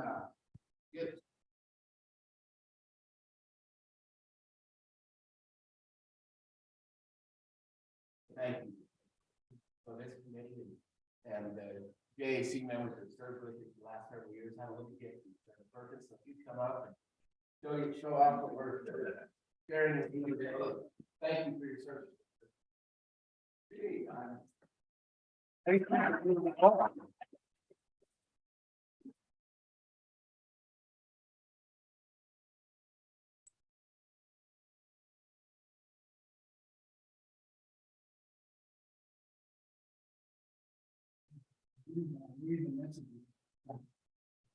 If anyone forgot to sign it, he'll keep it around. So it's signed. Well, I actually have some malls. Wait till you see the picture first.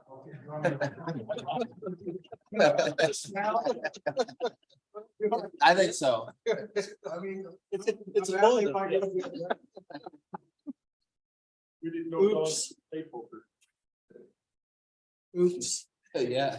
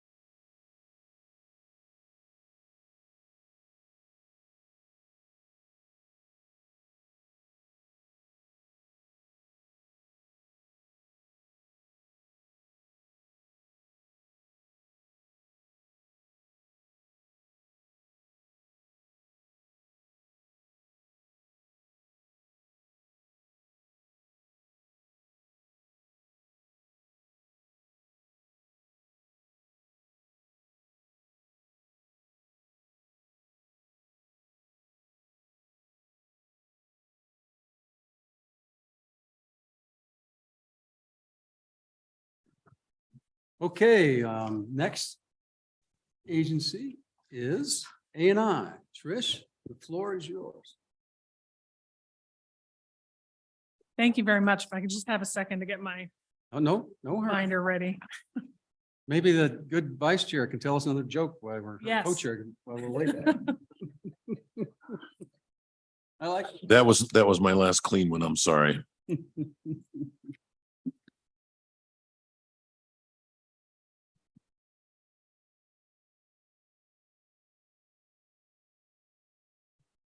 So Trish, because we have new members, if you would just give us a little update on your staff, who they are and what you've been doing the last year, just kind of a.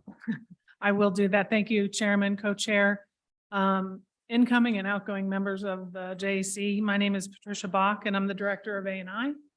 I've been here for approximately 3.5 years. And we've done a lot in those 3.5 years. So I might take a little bit of time to introduce our folks and talk a little bit about what we've done. At the end of the table, you have Erin Williams, HRD, Human Resource Division Administrator.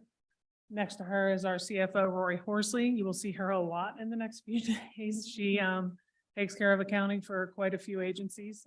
As you saw, she takes care of accounting for the governor's office as well. And then on my left is Deputy Director Russ Noel. And behind me, we have Jamie Marcus, Wyoming State Library. And who is not here is Dr. Lou, who is economic. At least I don't. Oh, there he is. He is here.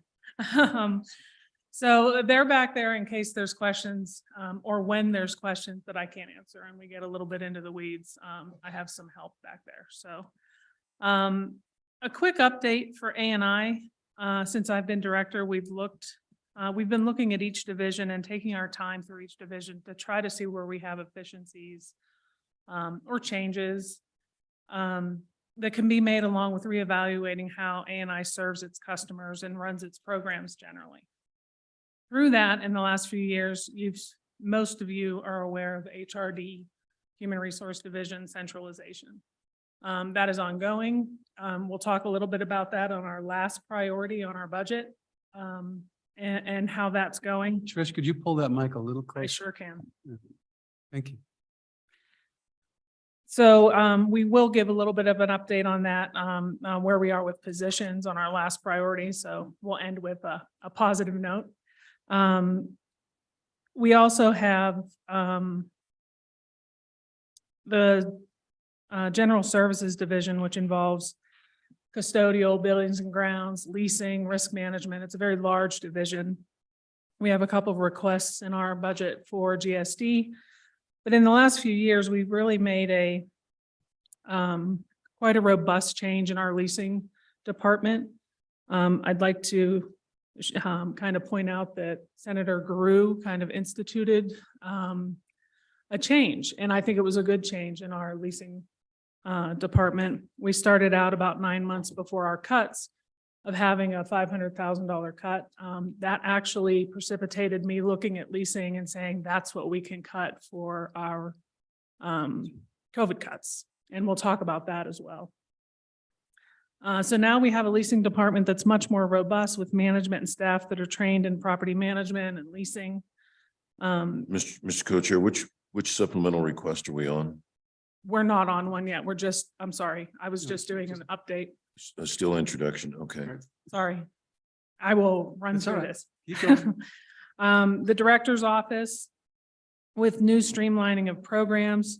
Our main focus has been communication from A&I out.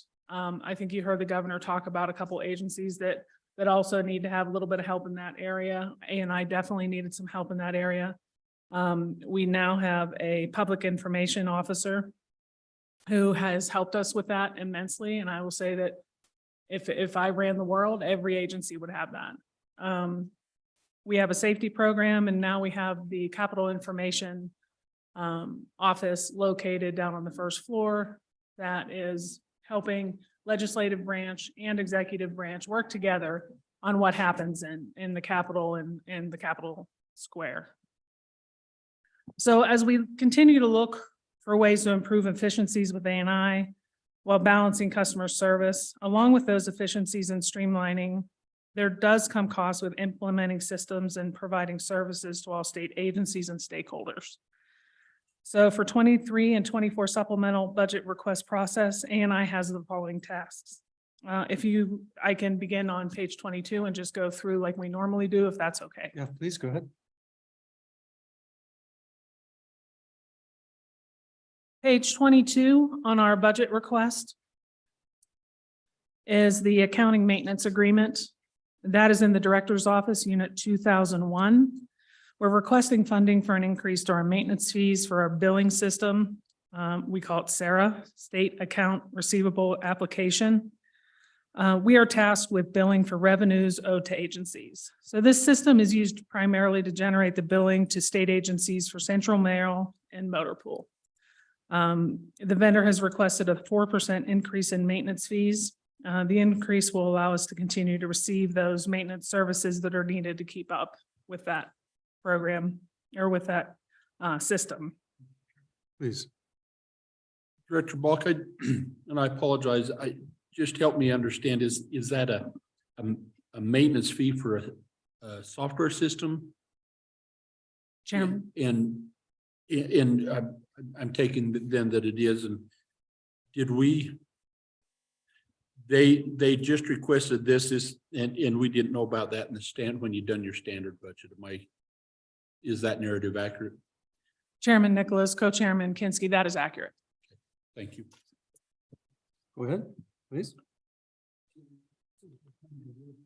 Would you turn your mic on? That we've dealt with for a number of years as far as if this is truly software upgrades and stuff.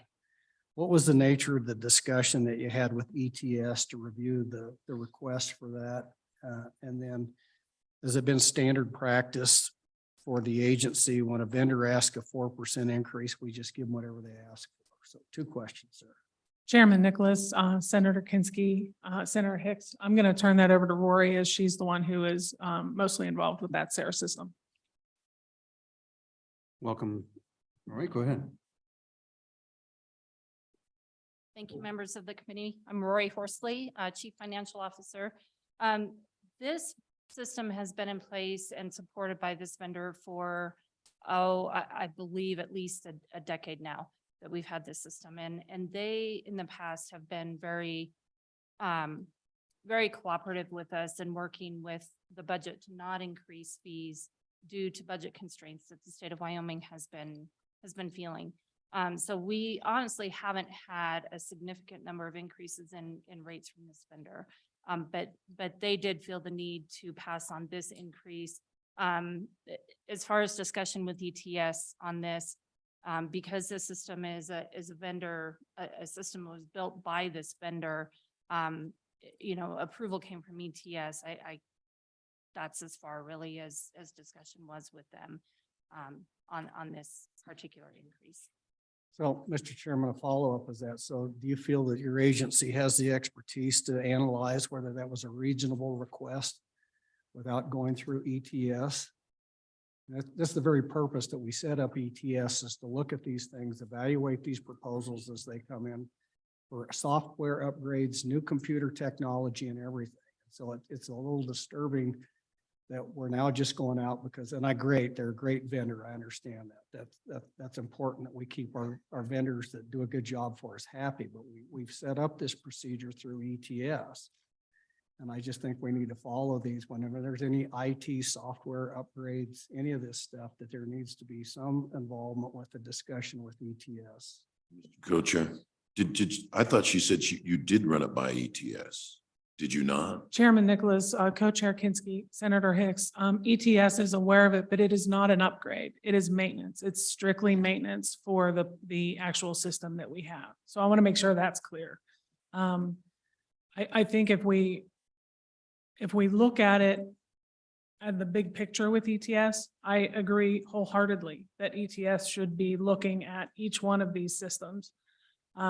I've had discussions with ETS about possibly having that ETS owns the system.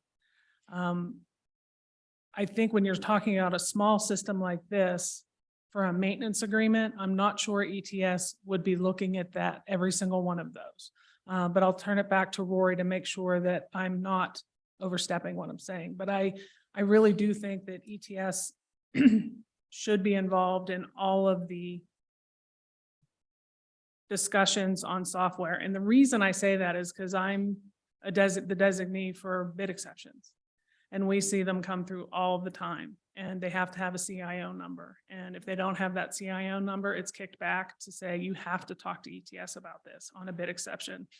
If ETS owned all this software and it wasn't, for example, an A&I software or A&I system, and they owned it, I think that would make a little bit more sense. But those are the things we've been talking about, but I'll turn it over to Rory on this specific one on discussions with ETS. Mr. Chairman, we have a contract with this vendor, so the ETS process for IT related contracts is we do have to submit those contracts to them for approval before they can even go to the Attorney General's office. So it has been vetted through that process. Well, Mr. Chairman, just to follow up, so the nature of the agreement, back to my second question is in the contract, does it specify a time frame? So one of the issues that we've grappled with over and over again is we get a vendor, just like yours, and they come in and say, we need a software upgrade. And so we shell out $3 million. And then a year and a half later, they come back and say, we need another software upgrade. And we need another $2 million. And 6 months later, we brought another fleet and system that we have to upgrade your system to work, and it costs another. And this is why this stuff is supposed to go through ETS to make sure and look at this. Because I'm going to tell you, it'll be really hard on you guys if you come back in the next period of time in a short duration and say you need another upgrade for this. And so what is the nature of the agreement that you have? And how long is this agreement in place for service? And what can we expect before we see this vendor come back and say we need another 4% increase for software maintenance? Chairman Nicholas, Co-Chair Kinski, Senator Hicks, I want to make clear it's not an upgrade. It's just maintenance service. So it's under the contract that we currently hold, correct. And we have that contract that was vetted through ETS through that contract process. This is an increase in those service fees, which is generally happens on a at least biennial basis. They have not asked for any kind of increase during this 10-year contract. Well, in the recent past. I think 4% is reasonable. It's $3,000. It's a very small, and I know that doesn't mean much. It's a small amount. It's a small system. I understand your concern with upgrades, especially when it's for larger systems. For example, for halogen, for our system, that increase was significantly higher years ago. So I understand that, but I want to make sure that we're clear. We're not asking for a software upgrade. That's not what this is. This is simply a maintenance contract. So if something goes wrong, they can help us take care of it. So what's Mr. Chairman, just a last follow-up on this question. So what is the routine maintenance requirements for this system? At an annual, biannual, 6-month duration? How often does this vendor come in and do the maintenance work on your? Go ahead, Rory. Mr. Chairman, Senator Hicks, this system is actually hosted and maintained by the vendor on their location, which is in North Dakota. So they are providing constant maintenance. We have a certain level of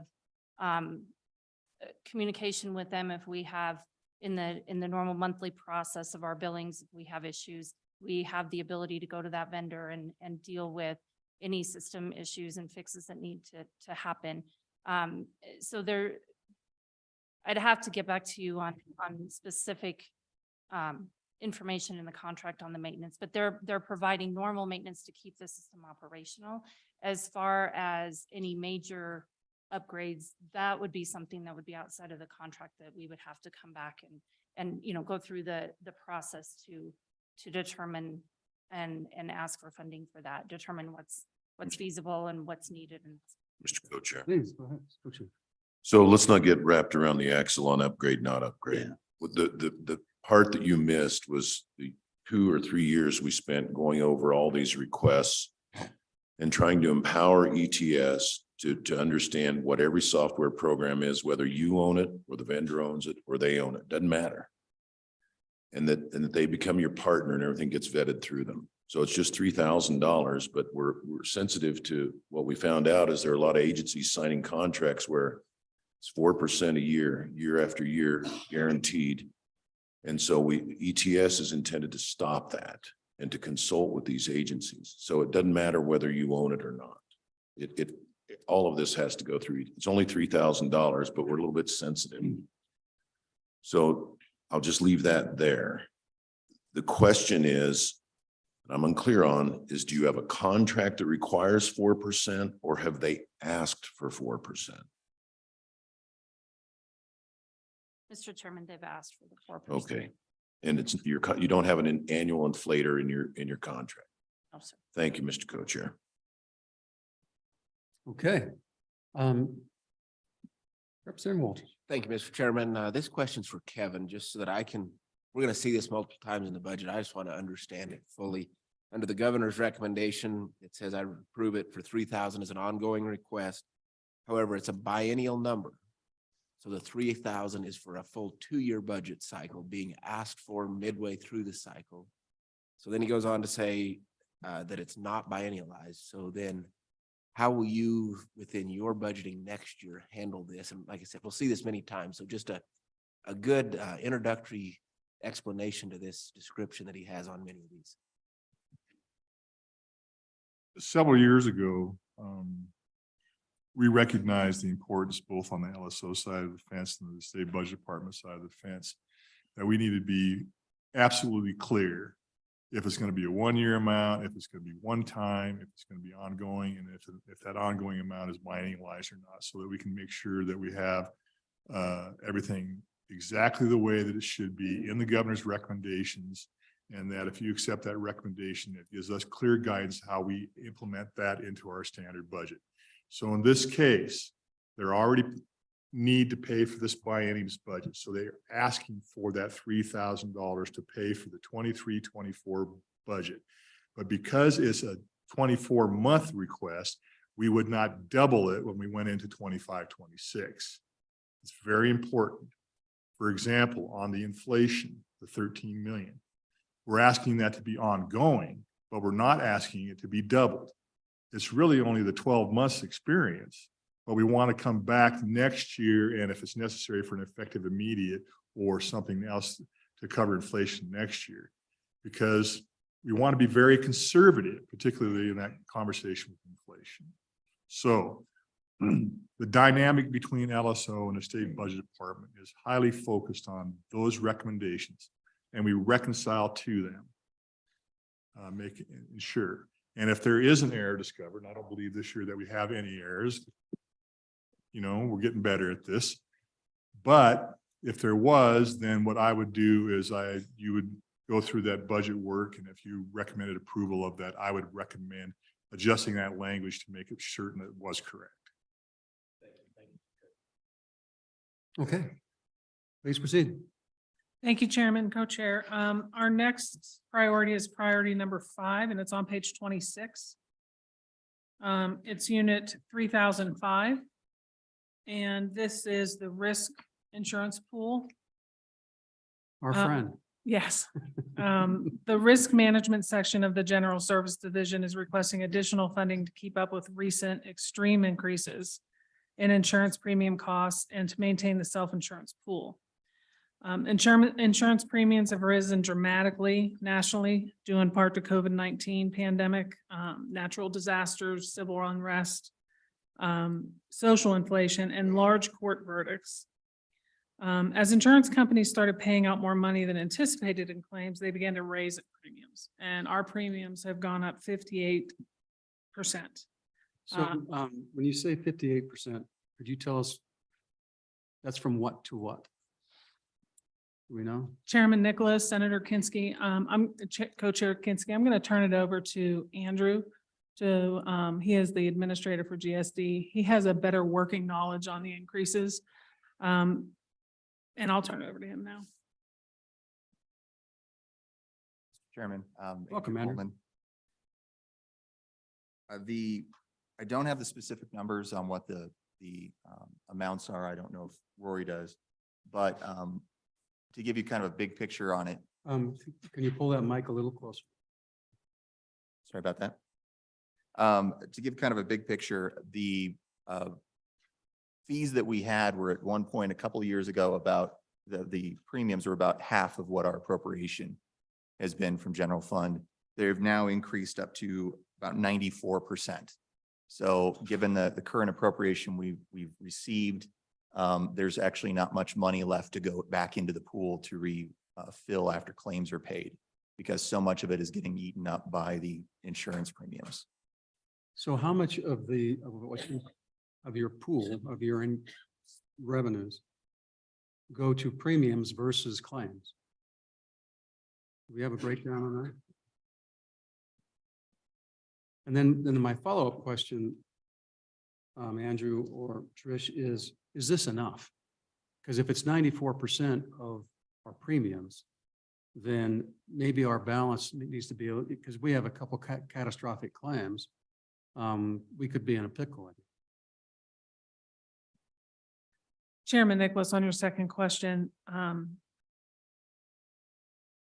would say I'm not sure it's enough. We will probably be reevaluating the new actuarial report that's coming out. And during the next budget session, really have an in-depth discussion on risk and where we are. I think looking at the last couple years with the pandemic, social unrest that really didn't hit Wyoming, but the insurance premium increases do. So I think we will have a little bit more in-depth discussion after that actuarial report, and we'd be happy to share that with the JAC when we do receive it. And so have we seen an increase in claims over the last 6 months, 12 months? Because there was a lull which brought the fund back up because of COVID. So in some ways we benefited from it.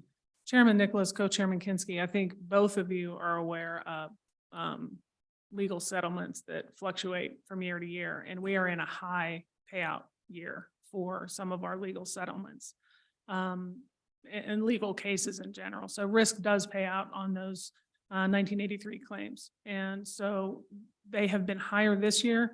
Last year they were lower. Next year they could be lower. So that is something that does fluctuate on those payouts. The increase in the premiums is what is really alarming. If you look at cybersecurity, we had a 300% increase in premiums.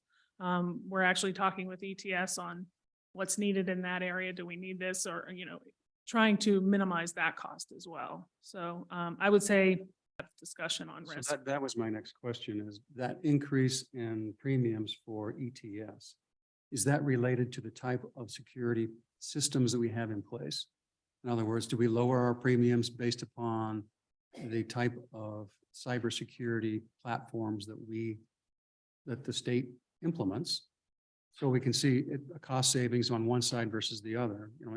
They're asking for 12 million. I forget what the number is, or 8 million improved cybersecurity. If we do that, then do you go back to your vendor and say, look, we have a more secure system now, so our rates ought to be lower? Co-Chair Nicholas, our Chairman Nicholas, Co-Chair Kinski, I do believe that's a discussion that we are currently having that discussion. It's very in the very beginning stages with ETS on what we need and if it's needed at all. So those are the discussions we're having. Representative Schwartz. Thank you. My apologies, Representative Carson. I'm just curious how often you rebid this. So, I mean, to get a sense of, are there other, I don't know how many companies provide this insurance, what the, the range of the offers are. Chairman Nicholas, Co-Chair Kinski, Representative Schwartz, I'm going to turn that over to Andrew, who looks like he has an answer for that. Thank you. Mr. Chairman, Representative Schwartz, we work with brokers every year. And I believe we're constantly looking every year to get the most effective and cost-effective insurance that we can.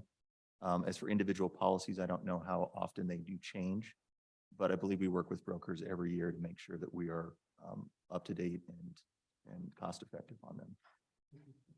Mr. Chairman. I think the Vice Chair up first, and then we'll go to Representative Steele. Thank you, Director. On the Special Revenue Fund, about 3 million. What's the source of that special revenue? I was trying to find that, couldn't, then I have follow up. It's just page 25, I think it's the. Go ahead. Mr. Chairman, are All you right. looking at the source of funding on the table on page 28? Or I was, Rory, I was looking, Mr. Chairman, I apologize. I looked there on section 3, the special revenue, and then you go back to the table before that on 24, and it talks about the special revenue fund there. It looks like there's around 3 million if I'm looking at the right one. But anyway, I just was curious on if there's special revenue, what's the source of that? Mr. Chairman, the special revenue has a couple different components in it. One of them, the risk program gets funding from Game and Fish and DOT each biennium. The bigger source of that number is really just spending from the cash balance of the pool. The fund does retain its investment income, and so there is interest income in that special revenue. There are sometimes premium reimbursements from the insurance companies, and then deductibles that are collected from agencies if there are, say, an accident in a permanently assigned vehicle. So those, but the biggest dollar amount of that is really actually just sending down the cash balance. Follow up, Mr. Chairman. Please. And then we're self-insured in this. And so when we, if I understand correctly, and so these premiums are our third-party administrator and our gap insurance. Is that right? Am I getting the structure on that right? Or Andrew, old buddy? Chairman, Representative Larson, I don't want to claim to be an expert on the lingo with it. I think what you're describing is accurate. Okay. These are, we do pay out claims directly, but these are for, I think, major incidents and to help us with our risk management. Thank you. Representative Stiff. Mr. Chairman, Director Bach, I got the impression from your comments that the increase in insurance premiums is the result of sort of national market factors rather than our claims history. And if that's the case, gosh, it sure be interesting to look to see if you could get a better bid from somebody else. Because it just seems like nationally, the insurance companies are afflicted by all sorts of hurricane damage and social unrest in big cities, things that just are really, if you did a detailed risk analysis of property loss likelihood in Wyoming would be much lower. So. Chairman Nicholas, Co-Chair Kidsky, Representative Stiff, you're absolutely correct. That was the question I had when this all began. However, like Andrew said, the brokers are constantly looking for companies that we could switch to, for example, who do not give us a 58% increase because of the national trend. We have not been able to secure that as of yet, but that's something that we're continually looking at. And I think next year, or this coming year, actually, with the new actuarial report and kind of a deep dive into risk and where we are, I think we'll have a lot better information for you next time to see really where we are and whether we do need to ask for another appropriation or if we need to ask for an appropriation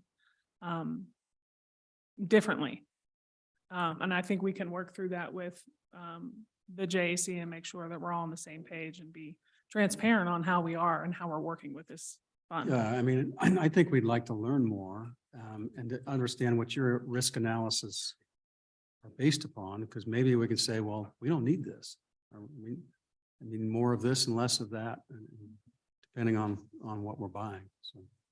Correct, Chairman, and I think cybersecurity is one of those that we're just, talking with ETS and they're saying we may not need this. Yeah. So that's a good thing. Okay. Further questions? Mr. All right. Chairman. Go ahead. Oh, go ahead, Andrew. I'm sorry. Oh, no problem. We did get a little additional information. I did want to clarify, we don't have a third-party administrator. We do almost everything in-house. Oh, yeah. And we do advocate for better insurance bids when we get information from the brokers. We also try to provide information back to find out where those things where maybe we're getting a higher number and try to negotiate them down with the insurance providers. And we've been pretty successful with that. So the increases we have not been unfought. And we do our best to provide extra information to reduce the liability profile, I think, for the insurers. All right, next. Next is our priority number one, Unit 3008, additional leasing funding. This, I want to be straightforward as a clawback. This is, as you know, ANI's step 2 COVID reduction in BFY 21. The department reduced its total leasing program budget by 6.9 million. That was a 28% reduction approximately. 2 years later, after that budget cut, the department has reduced its obligations by 4.5 million, or an 18% reduction. After exploring numerous possibilities, the department has exhausted its options for reducing the program's square footage and cost further. So we are requesting 2.4 million of additional funding so that we can pay our obligations, contractual obligations. I wanted to go through a little bit of why we're where we are. Additional reductions would require more vacant, state-owned or already leased spaces to move agencies into. They need to shrink their footprint by eliminating offices for employees who are teleworking or hoteling. That was what our cut was really focusing on. Our department successfully applied the approach to itself when we moved out of the Emerson. We are in a much smaller footprint. Our entire accounting department is permanently teleworking. It's working very well. We have, during that time, added at least 80 positions in HR. Many are teleworking, many are obviously still in their offices where they were to begin with. So we have quite a big teleworking program in ANI. Many of our folks in general services cannot telework. You cannot telework custodial, you can't telework trades. So the folks that can telework, we feel like we've done a pretty good job at implementing that. The problem is that the widespread use of telework at the time the budget cuts has really ended with most agencies calling their employees back. When we look at leasing, the big bang for the buck is in Cheyenne. When you look at the outlying areas in different smaller communities, those leases are 1 or 2 people. They don't really come with a lot of funding that could help us in our leasing. Other agencies allow some level of telework.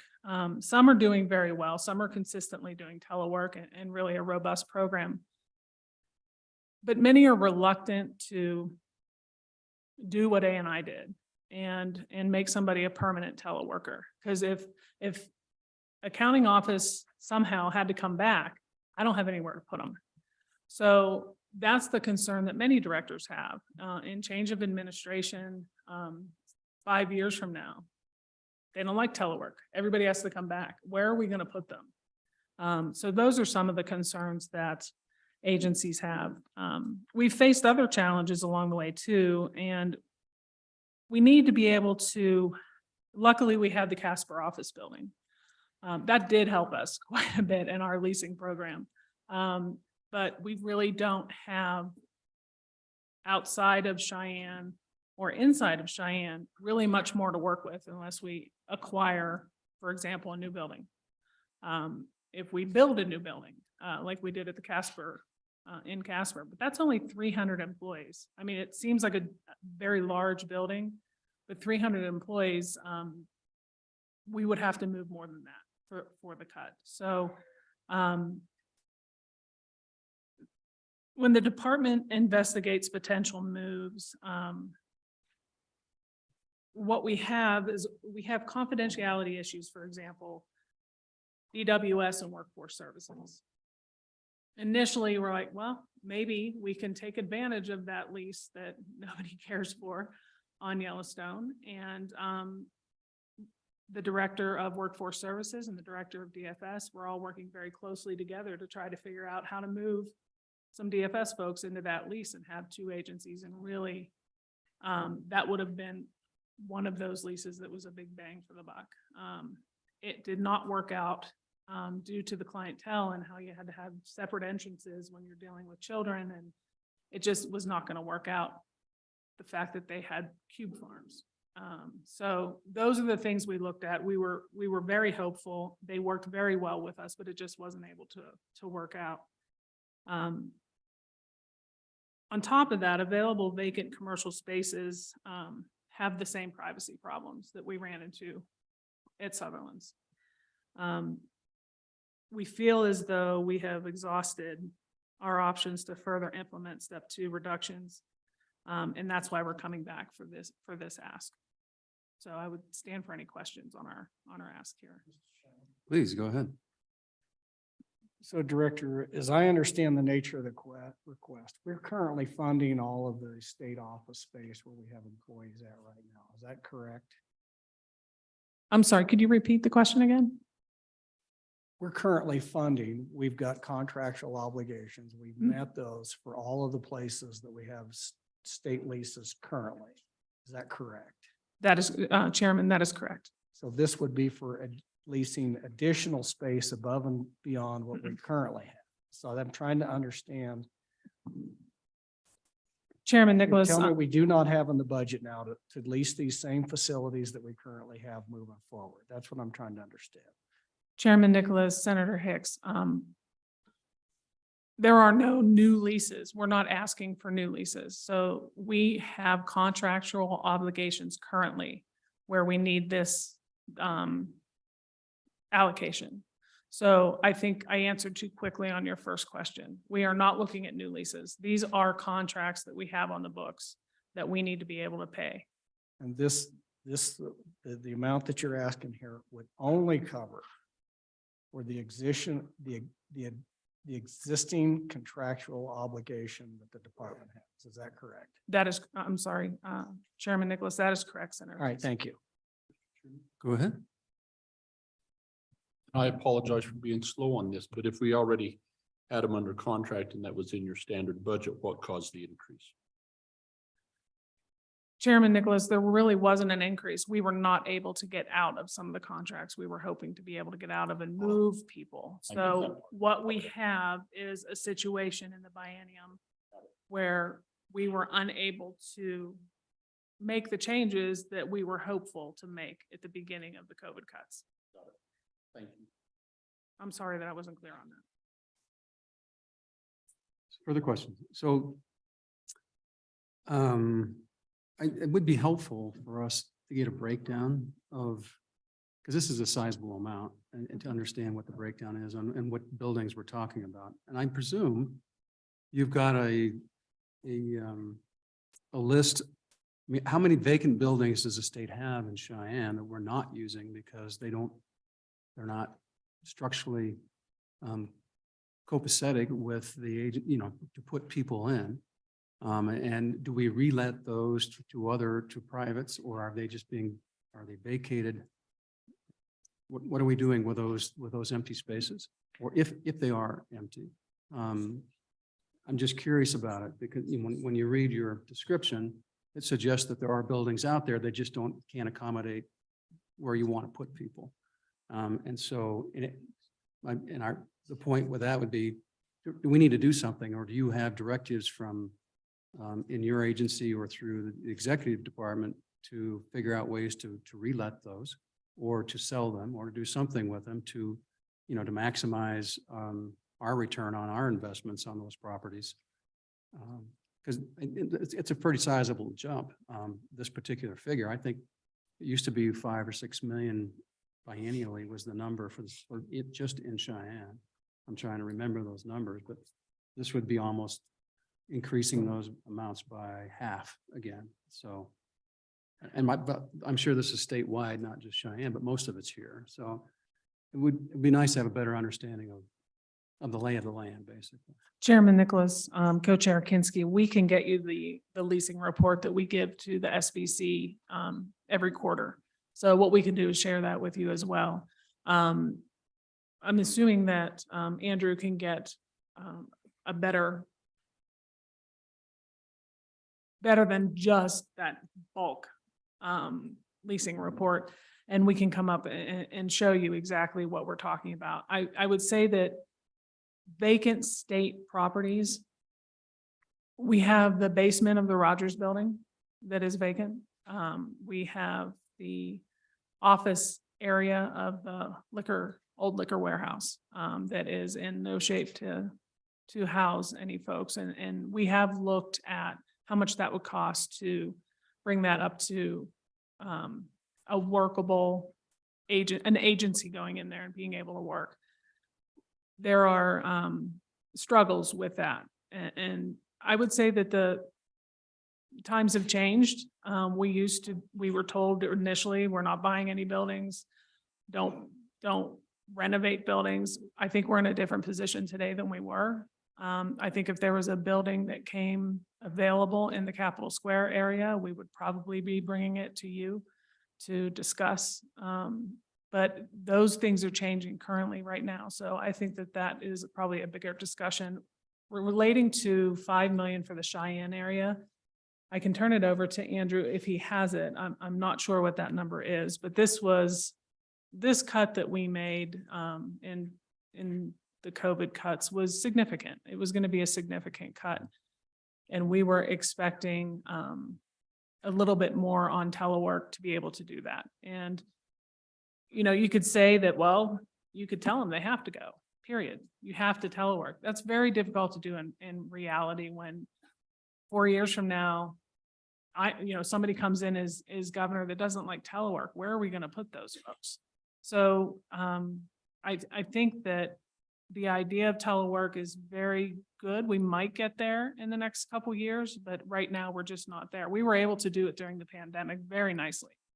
We were one of the first states to be able to shift everybody into telework quickly between ETS and ANI. And one of the struggles is that managers don't know how to manage people that are teleworking. They feel like they need to see them in a chair in their office, and they don't look at it as you have to look at the output. It's the work getting done. So I'll turn it over to Andrew to see if he has some more information on the Cheyenne leases and what this percentage is. Thank you, Mr. Chairman. From a report I had that we ran in June for an SBC meeting, or I guess it was a management audit meeting. We had about 4.5 million for Cheyenne, I believe. And so of this 2 million, you're 2.4 you're asking for, how much of that will go to ongoing Cheyenne leases versus across the rest of the state? You know, I think the 2.4 million is sort of a program-wide number. So it's not really allocated any particular lease. But as far as a percentage of our program, I'm trying to remember if it's if Cheyenne is about half of our costs. I can find that out.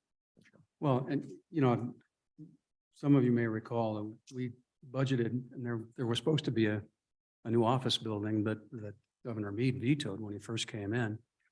If you look at the cost of dollars that we're paying off on this, let's say it's 5 million, just for rough numbers, a year in leases, or that's a biennium number, I believe, or is it an annual number?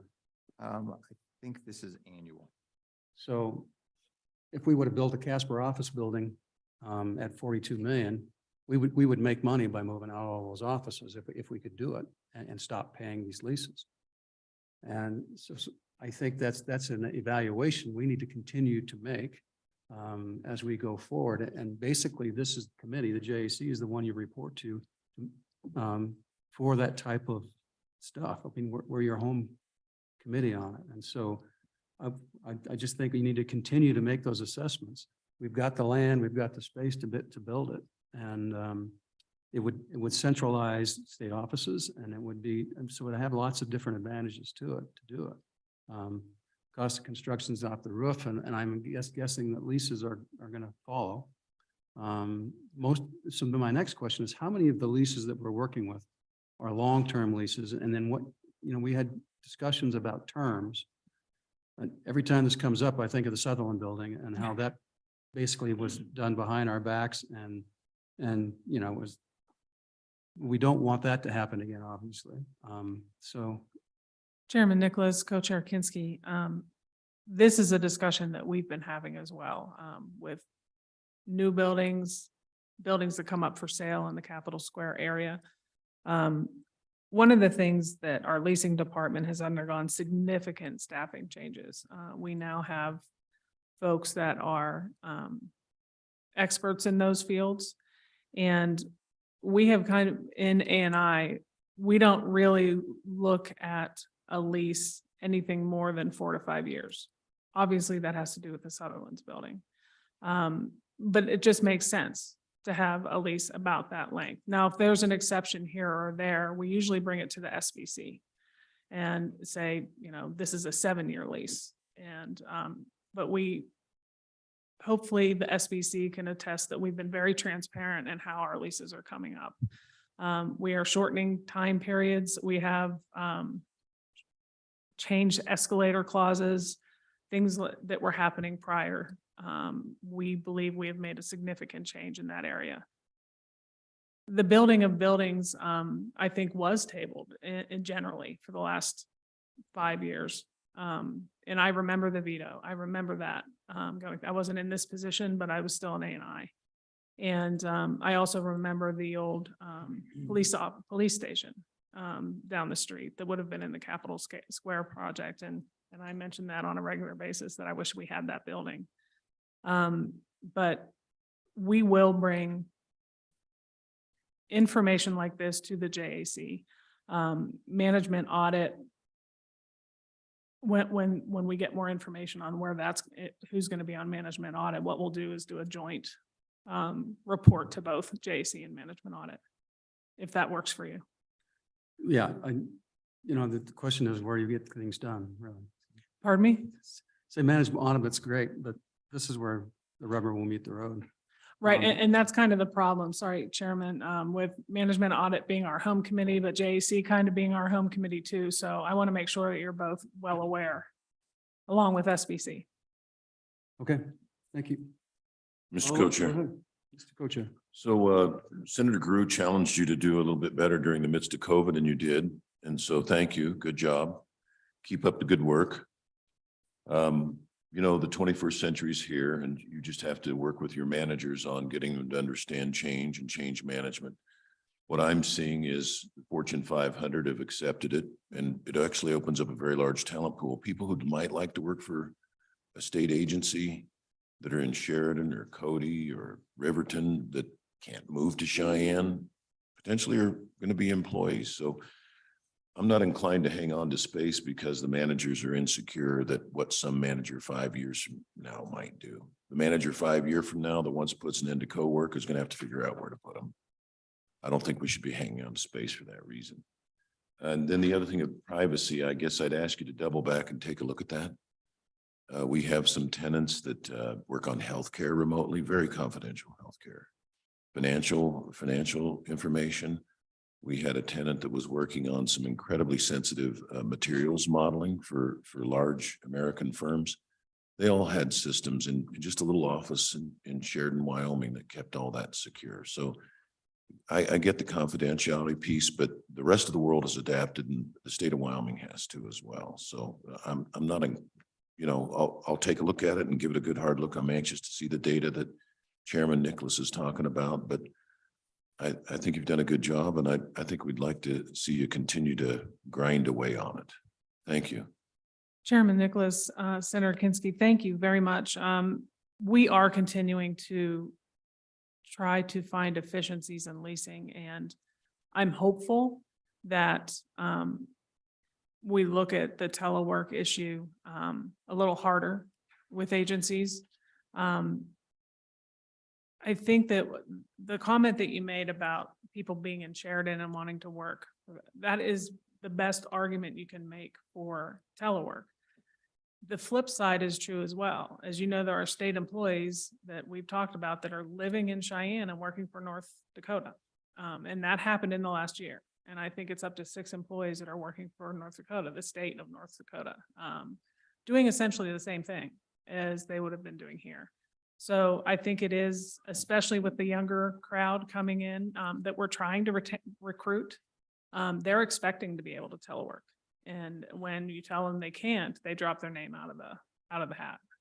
So thank you for that. And we are continually to work on that. And we will work on, one of the things that I think we can do to help management is to come up with a learning program on how to manage people who are teleworking and to make it a little less concerning for them. Thank you. Okay, please proceed. Our next priority is priority 4 on page 32. This is unit 3052, capital, or the building security guards for the Capitol complex. If you remember at the beginning of the pandemic, with the social unrest around the country, we decided at ANI to run a pilot program through RISC to have a Capitol armed guard at the Emerson building, the Hathaway building, and each of the Hirschler buildings. We executed a contract that Highway Patrol also utilizes in the basement of the building here on the off hours that Highway Patrol is not here. And so we utilize the same folks that Highway Patrol utilizes. They're in contact with each other. They're also in contact with the local PD. What we have seen is that program has been very successful. It has stopped some issues in the Hirschler building. It has stopped some issues in the Emerson building. What we'd like to do and what we have heard from agencies is we believe we need 2 more officers, one for the Barrett building and one for Pioneer and Capitol Hill for the AG's office. Right now we have the Emerson security guard will wander over to the Barrett building on occasion just to walk through, but we would like to see 2 more security guards in that in those buildings. And then we're requesting an appropriation of approximately $1 million to fund the contract for security guards for those 2 additional security guards. This would permanently fund the program with general fund dollars instead of the self-insurance pool that has recently faced large increase that we just talked about. Would allow for the presence at the Hathaway, Emerson, East and West Hirschler buildings, and the Attorney General's office in the Pioneer building, Capitol Hill building, and the State Museum and Archives at Barrett building. And we think that pulling this out of RISC makes sense and making this a permanent program. And in the next priority, you'll see that we're talking about Thyra Thompson as well. Go ahead. Could you just share with us, Director, what type of issues that this is mitigating? Chairman Nicholas, Co-Chair Kinski, Representative Larson, we've had a couple issues of folks coming in to the electeds, creating issues for the electeds. People who are not happy with one thing or another, whether it's an agency or an elected. The same at the Emerson. We've had folks come in there that are not happy, for example, with a licensing board, or mostly it was the licensing board. What we also have is homeless folks, honestly, that can take up some space in the Emerson if you're not paying attention. There's a stage there that is not always looked at from the staff. So there have been homeless people who try to live back there. So what we've done, I think when we talk about security, I think a good example I'll give you at Thyra Thompson is something that happened this summer. But it's certainly, we're one of the states that did not have security. You couldn't walk into a state building in Colorado without somebody being there to ask you, who you are and where you're going. And it's a little bit concerning that somebody can walk in very easily to the Hirschler building on the elected side and really create some havoc if they wanted to. They can't now. We want to make sure that's available for Barrett and Pioneer as well. Go ahead. Vice President. Yeah, Mr. Chairman, Director, first I'd like to know, what are we currently expending? Because this is an expansion above your existing budget. So we got 4 contract employees now. What's that cost? Because you're asking for 6, so this is an expansion over what your current budget for this item is. So what are you currently expending for the 4?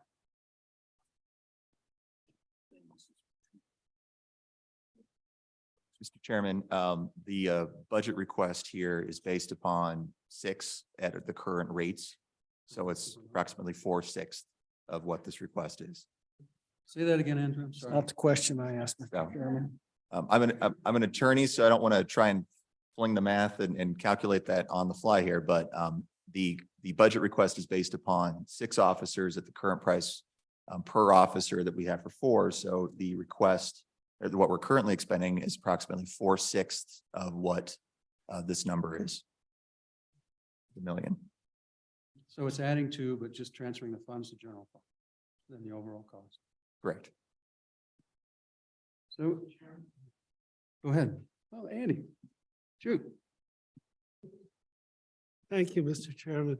And this is just a request on behalf of the new members of the committee and the new members of the legislature, but I think it would be helpful to have, because we talk about the Emerson building, for instance, but I don't think the new members in particular necessarily know what that building is. So a list of the state buildings, I probably by name, and then location, what agencies occupy them. It wouldn't be much, just a simple spreadsheet, but I think it would be helpful. Thank you. Representative Schwartz, we can do that. I believe we have that already. So that's something we can easily do. Thank you for that. Go ahead, Kevin. I mean, yes, I assumed you had the information. Over there and over there. Go ahead, Kevin. Mr. Chairman, the way that this works in this budget is that we're giving A&I 100% general funds. And then we put it through the statewide cost allocation for those agencies that have special revenue or federal funds. So for example, Thyra Thompson will be doing that. So you'll have an approval of those. If you approve those, then we will provide you the letter that when they're approved, and this would be the cost allocation share of that for the special federal revenue. For example, the Thyra Thompson's 46%. A&I enjoys the clean, clear general funds to conduct business, and then we recover those costs from those other agencies. So in concert to Representative Schwartz, yes.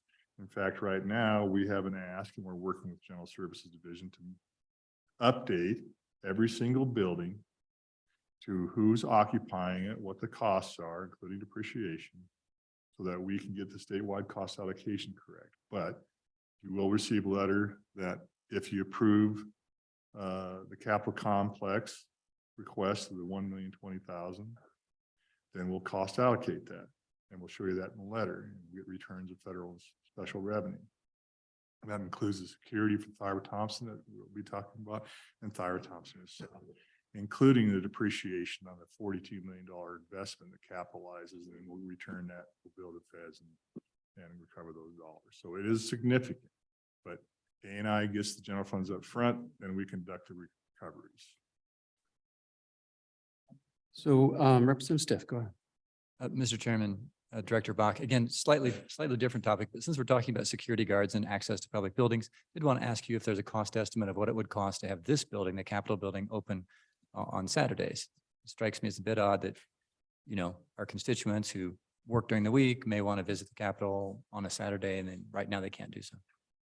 Chairman Nicholas, Co-Chair Kinski, Representative Stiff. It has been something that's been discussed off and on, I think for the past, most recently since the renovation. And I do believe we can try to come up with a cost of a Saturday or a Saturday and Sunday to let you know what that cost would be and how that would look. I think that Legislative Service Office and A&I could certainly get together and talk about what services we could offer during the weekends. we've talked about it in the past. We can just make it an actual discussion in the public and have that discussion on how much it would cost. So Representative Stiff was stealing my thunder there. You know, because I've always had the passion of keeping this building open and keeping open later, particularly in the summer time when it's sunshine and weekends are when more people are available to come here. So that's really a priority that I have. But I also have issues with the way that we're staffing. I mean, if you go over to the Hirschler building, say Hirschler East, you've got the security guard in the hallway. So he's not really, you can't really see who's coming into the building where the elevators are. And I've talked to him on a repeated basis. How many people walk by your desk every day? And when I'm there, I mean, it's very few actually.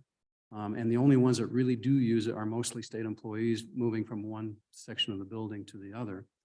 And so I'm just going, why isn't this more of a roving position? But he's just sitting here at this desk, and then you got the same thing going on Hirschler West. So I'm really curious if we're using our security folks to their maximum potential, and frankly, to stop and to have, you know, eyes on the wall, or at least have cameras. I mean, cameras can do most of the things.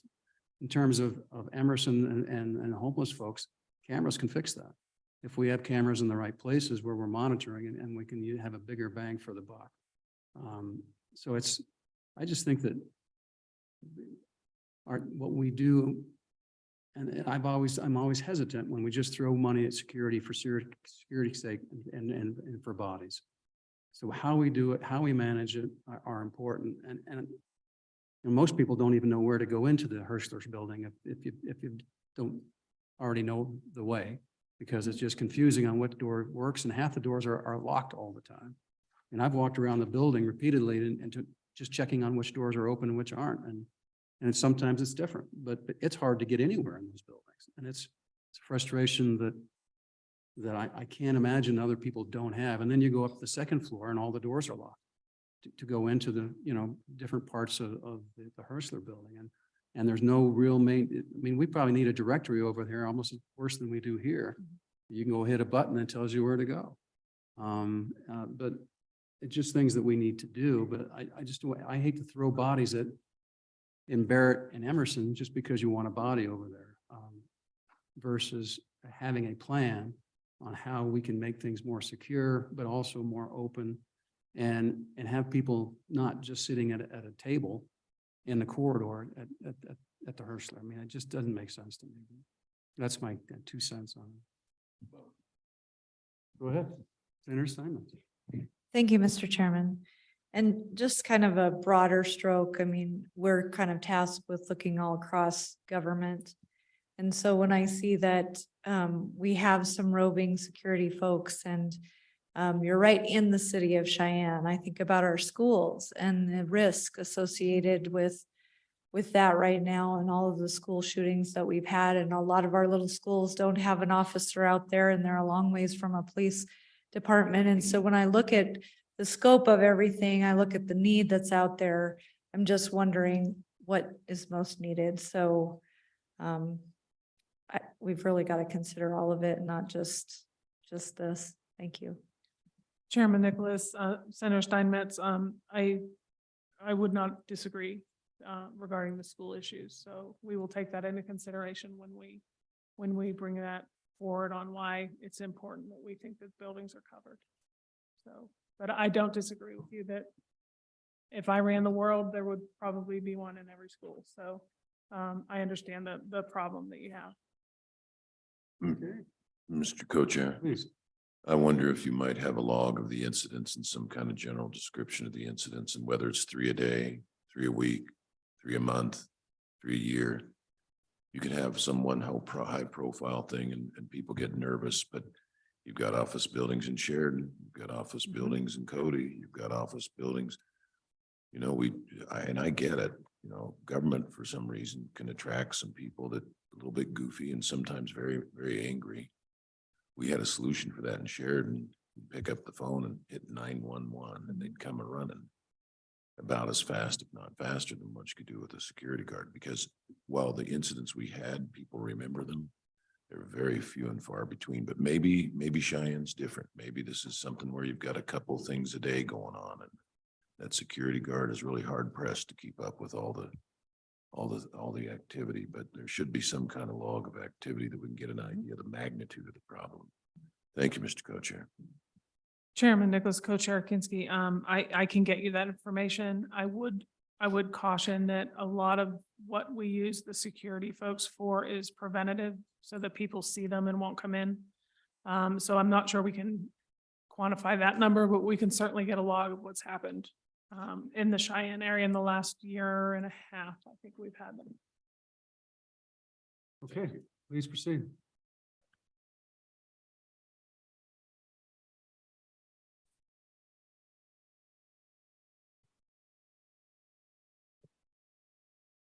Thank you. We're on to page 34, very similar request. This is unit number 3052 as well. This is Thyra Thompson Security Guards. We're requesting an appropriation of $136,428 to fund a contract for full-time private armed security guard at Thyra Thompson. This represents a 21-month contract amount, since the contract will become effective October 22. This brand new building houses a dozen agencies and over 300 state employees, child protective services, probation and parole, workers' comp, and other security sensitive programs operating in the building. One of the agencies now in the building, had contracted for security at their prior Casper office.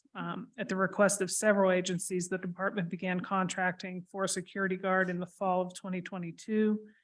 It's currently funded by direct billing participant agencies in the building for reimbursement. However, the department is making this request so that the building security can be funded the same way as maintenance, custodial, and other building services overseen by the department. By including the cost of security in the department's normal budget and then recovering eligible federal funds and funds from tenant agencies later through the statewide cost allocation program, rather than contemporaneously billing. So kind of exactly what Kevin was talking about. So this replaces in the last few times I've been in the Casper office building, there was a security guard there. And There so was. this essentially replaces that person, or are they going to have more than one? Chairman Nicholas, it's the same. We're just taking over that contract, if I'm not mistaken. Mr. Chairman, I believe the existing contract was, or the prior contract was for 20 hours a week, and this is for 40. And our contract also is for an armed guard, whereas the prior contract was not. No more Bobbies, huh? Okay. Chairman Nicholas, I'd also like to say that one incident we had here, it was about 3 months ago. There was a gentleman making threats against that specific building, and we were able to make sure that the local authorities were notified. That person was captured before he came into the building. So I would say that for the cost and the size of that building, I think it's imperative that they have some kind of security there at Casper. Is there a camera system in that building for security? And so, is there a security office where those cameras are located? Mr. Chairman, no, there is not. And why wouldn't we have something to that effect? Or does it channel through the police department? How do we do it? How do we monitor the cameras? There's a wireless, it can be monitored through a tablet or computer. It's all, I think, cloud-based cameras. So in other words, you can monitor it from anywhere via your security officer. Yes. Okay, please proceed. Mr. Chairman, just a question on the scenario that you described that happened with the Thyra Thompson building. So as I understand it, somebody had contacted, who did they contact the part-time security guard and say, we're going to blow the building up, or whatever activity they were, and then that individual notified the local authorities? I'm just trying to understand as I understood the way you portrayed that, it was because of this part-time security guard that was the one that notified the local No. authorities. Chairman Nicholas, Co-Chair Kinsky, Senator Hicks. I did not intend to mean that if that's how that came across. It was an example of a building that's been open for approximately 6 months and they've already had a security issue. They did not contact the security guard. It was, I believe, an employee from the agency that the threat was made against. Obviously contacted the building manager, which is our employee, and also contacted, I'm assuming the security guard. All of that went through Casper PD, and Casper PD is the one who apprehended him. So whether there was a security guard there or not, this still would have happened with notification of the local law enforcement. correct? Chairman Nicholas, Co-Chair Kinsky, Senator Hicks. Yes, however, I think it shows that the state office buildings unfortunately are targeted by folks. When you have people who go in and out of those buildings for probation and parole or DFS, those are the folks that generally hear the complaints. But if something made it there, that's where you want the security guard to help you. So that's my concern, is if that person made it to the building. And if they made it to the building, who in that building is going to help eliminate that threat? And it's going to be an armed security guard.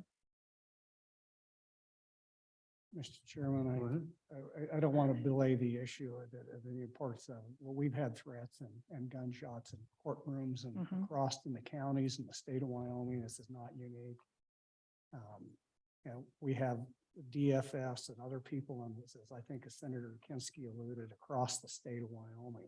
And so I'm just very cognizant of the idea that we're just going to protect this building because this one, and particularly for the very sensitive agencies, that this will prevent anything from happening. And the simple fact is it may or may not. And it's just as likely to happen. They're not picking you up on the mic. It's just as likely to happen in one of our other communities as this place. And so I don't want to leave people with the false sense of understanding that if we hire a security guard, that this is never going to happen. Chairman Nicholas, Co-Chair Kinsky, Senator Hicks, I agree. We can't guarantee that it's not going to happen. I would agree with you. I would push back a little bit that when you centralize a bunch of people in one office building, I think that creates an easier target. And that's why we looked at this pilot program for both down in Cheyenne and up in Casper. And, if it turns out that we can get an appropriation for cameras and make that work, I'm certainly open to look at that. Mr. Chairman, one other follow-up, and I know there's provisions and statutes, at least for some of our smaller communities, to contract with the county sheriffs, but we already have a significant law enforcement present with municipal police and the counties and stuff. Has there been any discussion? And I don't know whether it would be a statutory provision that would prohibit it, but has there been any discussions with the local law enforcement agencies with potentially contracting them for services? Because I represent a lot of small communities that do that with the county sheriff's department. And rather than having to go out and employ their own one-time law enforcement for a community of 400 people, they contract with the sheriff's department for a certain level of services. Has that option ever been explored? Chairman Nicholas, Co-Chair Kinsky, Senator Hicks, I do not believe so. And that's something we certainly can look at. Are you saying like off hours, like an off hours LEO, or are you saying that the sheriff or the PD can actually?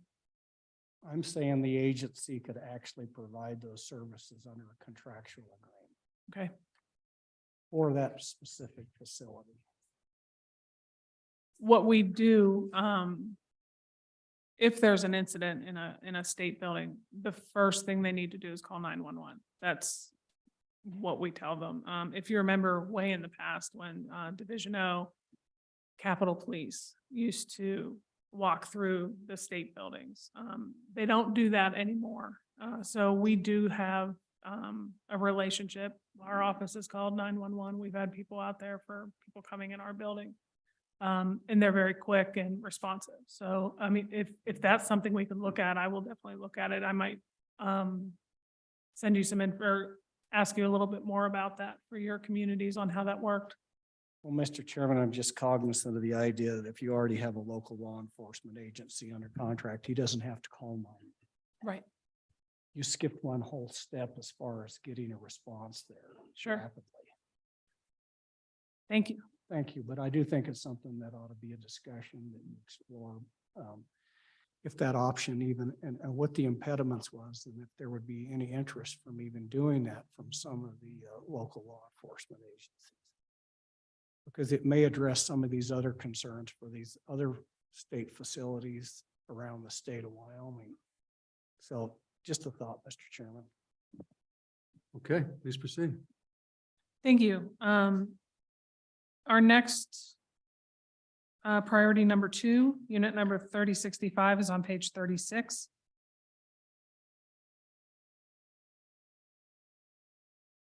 This is staffing at the Thyra Thompson building. So as everyone's aware, the Thyra Thompson building came online last winter. Trades management section of the General Service Division is requesting approval and funding for building operations and 6 staff positions at the Thyra Thompson building in Casper. It opened in March of 2022. We had a meeting with the Cheyenne delegation pretty quickly after the last session started to talk about contracting for services versus having employees up at the Casper or the Thyra Thompson. We had put out an RFP, getting ready to go on a contract for custodial buildings and grounds. And it came back nearly, I think it was over double what we had anticipated. And what we decided to do at that time, when we originally. Can you give us numbers? Double, what does that mean? I think that, and I'm going to be general, our RFP came back at, I believe, 2 point something million for. More than the 1.5 you're asking. Right. Significantly more. So originally what we had thought is we'll do a contract, we'll see how much it is and see if staffing up there would be cheaper. That was accelerated. We didn't have the money for that type of a contract. So we took 4 positions from Cheyenne, Tommy's group at the Buildings and Grounds, and they were vacant, put them up in the Thyra Thompson. And 1 position from procurement. It was a vacant position at procurement, which was a higher position because we needed a building manager. So all told, we had 5 positions up there from Cheyenne. When we looked at that, although we transferred those positions, Tommy still needs those positions. So what we're asking for now is to give Thyra Thompson those 5 positions so that we can give Tommy back his 5 that we took from him down here for custodial and buildings and grounds, along with the procurement position. So is there cost allocations on those positions for the Thyra Thompson building or portions of it? Or is that all be A&I? This will be A&I. That won't be cost allocated, correct, Kevin? It will not be. The positions at Thyra Thompson would not be cost allocated. That's just A&I, correct? No. And so then my other question is, all of the entities that are in Thyra Thompson were in other facilities and had, theoretically, at least some of them had office staff and managerial staff where they were located, particularly like over at the, what was the old building, is the quality building? Workforce Services building. Yeah. And so where's the crossover? I mean, there must have been some costs of operations that would have followed them over. Chairman Nicholas, on the majority of the folks that are in the building were in leases, which included custodial, snow removal, buildings and grounds. So that would not translate over. I'm not sure on Workforce Services. I do think they had a building manager that they contracted through a 900 series with. Nope. I'm sorry, Andrew will have that information on workforce services. Mr. Chairman, I believe they've had very small facility staff that would check on the kind of help with the building management that they're based out of here, out of Cheyenne. They're based out of Cheyenne. So they didn't have like an ongoing building manager stationed in their Casper properties. Kevin? Mr. Chairman, you're correct that there are budget centers in the existing budgets for those agencies that were under leases. We've identified those. And when we go through the process of doing the cost allocation, what will take place is we'll take that existing money and use it first, and then add it to the total cost allocation and recover that through the cost allocation aspect. But that is under process right now where we've identified that money, and then that'll move from the leasing object 520 eventually up to the cost allocation object 300, and that'll happen with the governor's letter for the cost allocation. We'll most likely process that through a section 300, and then the chapter 17 report will update those budget centers. So that, thank you, Kevin, because that was my follow-up to what you just said is, well, you had leases and we were paying leases. We're not paying those leases anymore, or other through the allocation process. So but we'll capture what we can capture. And that will reflect on this number at some point in time. Mr. Chairman, absolutely. And when you get the cost allocation letter, that'll be adjusted in there, and ultimately the budget center will be reflected. So the agency will no longer have the money in their leasing budget. It'll be in the cost allocation center. However, A&I will do the direct bills for the remainder of this biennium. And then when we do the chapter 17 for 25-26, we'll put that up into the 300 series. Okay.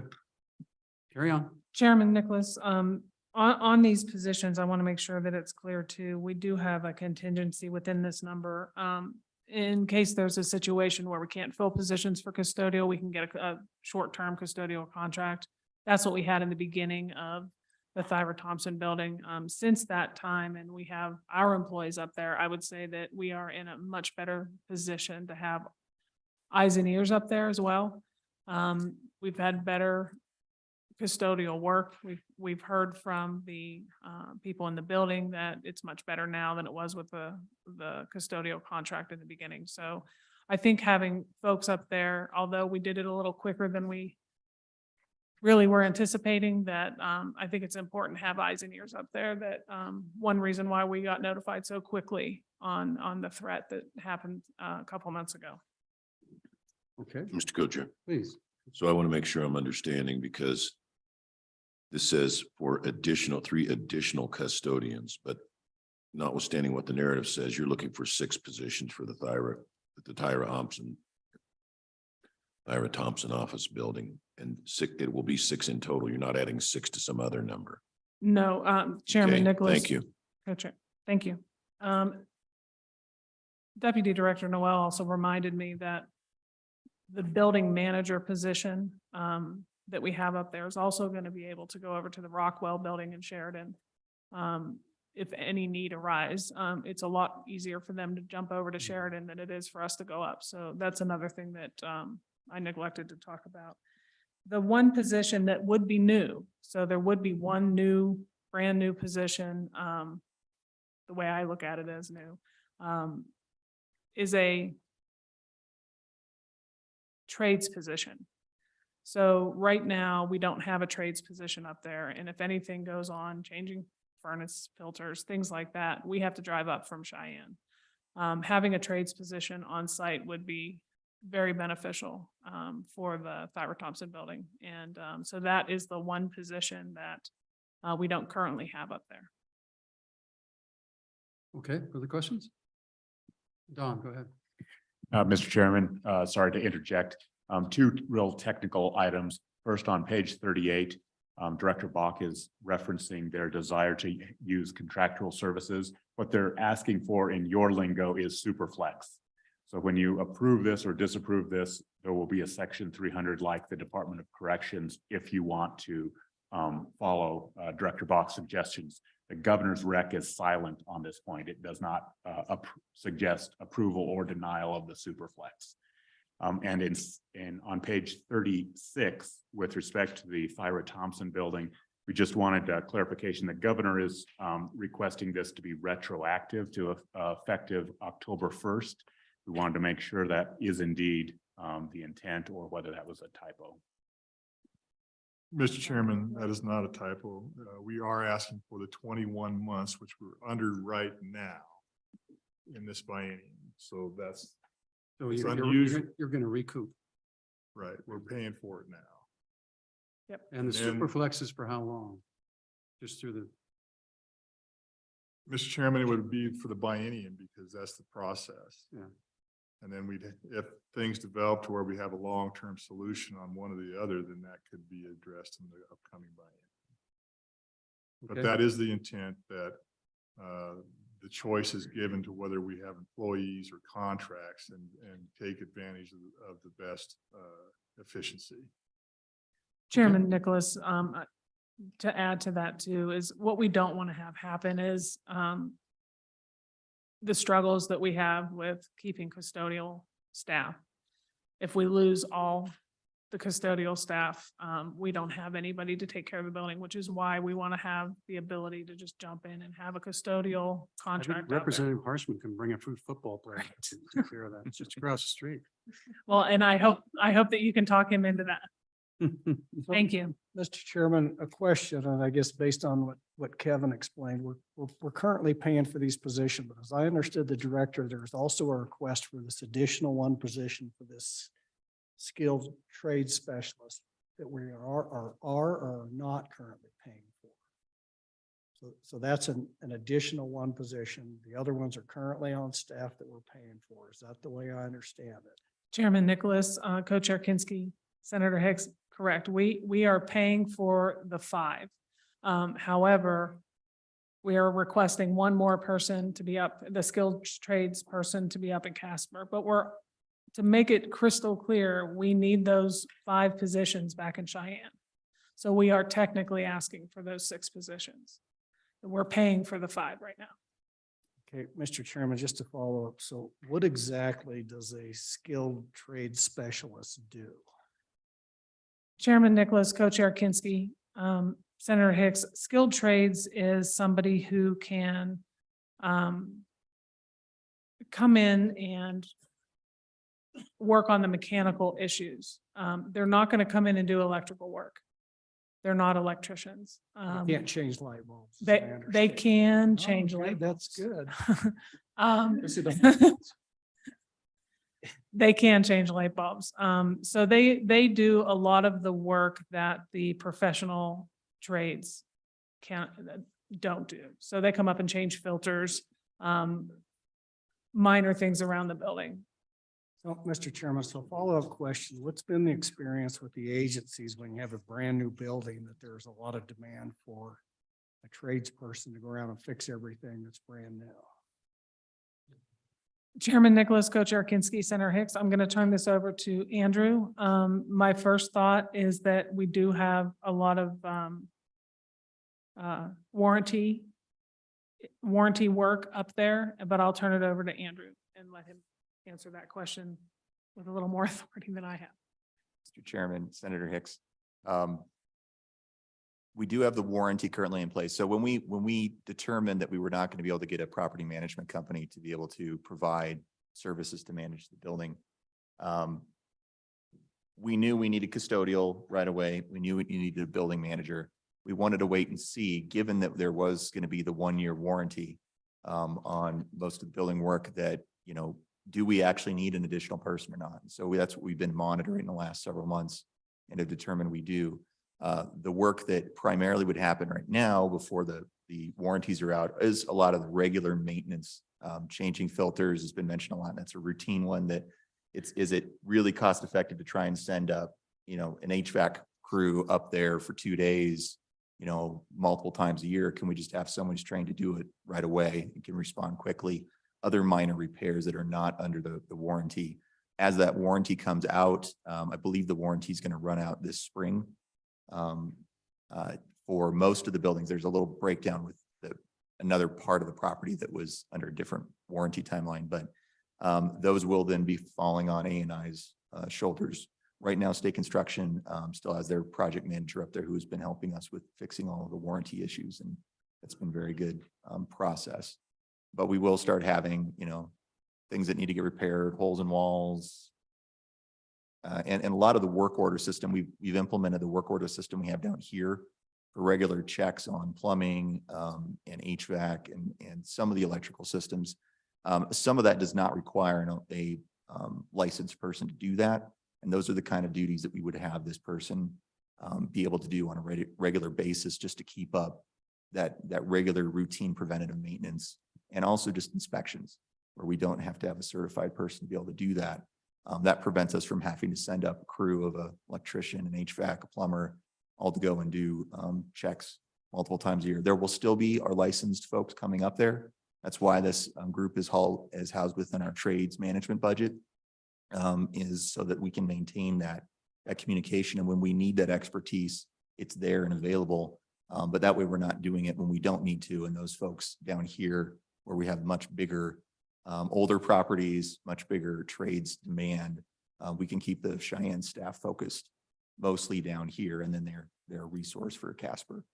Mr. Coacher. Chairman, just a follow-up on that. So I'm wondering, why couldn't there be some cross-training to do this stuff? When I look at the budget and the job descriptions on there, and I look at the building supervisor grade and stuff, are they not able to take care of some of these routine type of things that a tradesman would or not? Mr. Chairman, Senator Hicks, I mean, there certainly can be cross-training. The building that we're talking, Thyra Thompson is about the size of one of the Herschlers. And currently the way that we staff the custodial for that is about 4 custodians needed in order to make sure you also have coverage, when you have people off or you have vacancies. So the custodians are pretty full-time doing custodial work. The building manager then is also responsible and can do a lot of these things with proper training. They have a lot of other things as well. They're also kind of tenant management of concerns that come up, looking into questions, helping us coordinate the budget, helping us with key distribution is another piece. We have both electronic and hard keys up there that there is under the manager's responsibility. This tradesperson would help us have some additional backup for those sorts of things as well when the building manager is not available. The one thing we lack up in Casper currently is a large pool of people to handle when we have vacancies or when we need extra coverage. Down here, we do have that capacity. But up there, that's kind of what we're worried about, and making sure having some flex authority would allow us to be able to plug those holes if we have situations like that. But we have looked at it, and we do believe that this tradesperson, that it's a busy enough building with enough traffic from the public, probably more traffic than we have at most other state buildings because of the nature of the services being provided. And it's also a very large property. I think you've probably all been there by now for 1 or 2 interim meetings. But it's a very large property on the grounds as well that needs to be maintained. And so that's why we think this position is warranted. Mr. Co-Chair. Please. We're way behind. We got one more line item on this agency. I'd ask if we can pick up the pace here a little bit, please. Absolutely. Mr. Chairman. Go, President Stiff. Director Bach, just a question and I don't mean to slow things down too much, but again, on what's my page 38 of this 1.5 million for the operations of a Thyra Thompson building, you've got contract services at 808,000. And then that's described as snow removal and lawn care services. Is there anything other than snow removal and lawn care that you get for $800,000? Mr. Chairman, Representative, I believe that is correct. Those are 2 functions we determined it wasn't as cost effective to try and maintain all the snow equipment to remove snow or mowers, and that could be best contracted out. So that's what that appropriation, I believe, is aimed at. Okay, go ahead. Okay, on to priority 3. This is what I call cleanup. We're requesting utilities funding for the Thyra Thompson building in Casper. We initially requested this funding in BFY 21 supplemental budget request. when the 23 was built, the amount appropriated in the utilities budget was not biennialized properly, and it only included 17 months worth of original request. This was discussed with both the State Budget Department and the JAC during the FY23 budget hearings, and it represents an additional 7 months of the funding. Okay, questions? Okay, anything else? Our last line item is priority number 7, Unit 3501, position eliminations. Obviously, it would have been nice to lead with this, but we're ending with it. As you know, over the last 2 years, ANI has undertaken the governor's executive order to centralize human resources. This is the beginning of the give back of the positions. So we are reallocating duties where possible. We're still moving things around in HRD and trying to make sure that we're doing the best we can for customer service. And so this is the first round of position cuts. It's 5 positions. And it's a total of $803,071. HRD has also had reversions for a total of 2.1 million. So I think that we could, we feel like we're going to be coming back with more positions for you. So stay tuned on that as well. So this might be our first priority. Yes. Could be. Vice President Schwartz. Thank you. So, I mean, not to diminish the value here of reducing positions, but that's not the only metric that we should be using to evaluate the entire program of centralizing HR. So I'm just curious, at what point do you think you can give us information on that broader view of how successful this is being? Chairman Nicholas, Co-Chair Kinski, Representative Schwartz, I think that we could most likely this time next year do a broader evaluation. I think part of, in my mind, feedback from the agencies on how it's going probably gives you more of an idea how successful we've been, because customer service is very important. And we need to be able to have the agencies articulate whether this is working or not. I think that's a big metric. The other metrics on how employees are doing in HRD, I think we can get the bigger picture to you this time next year.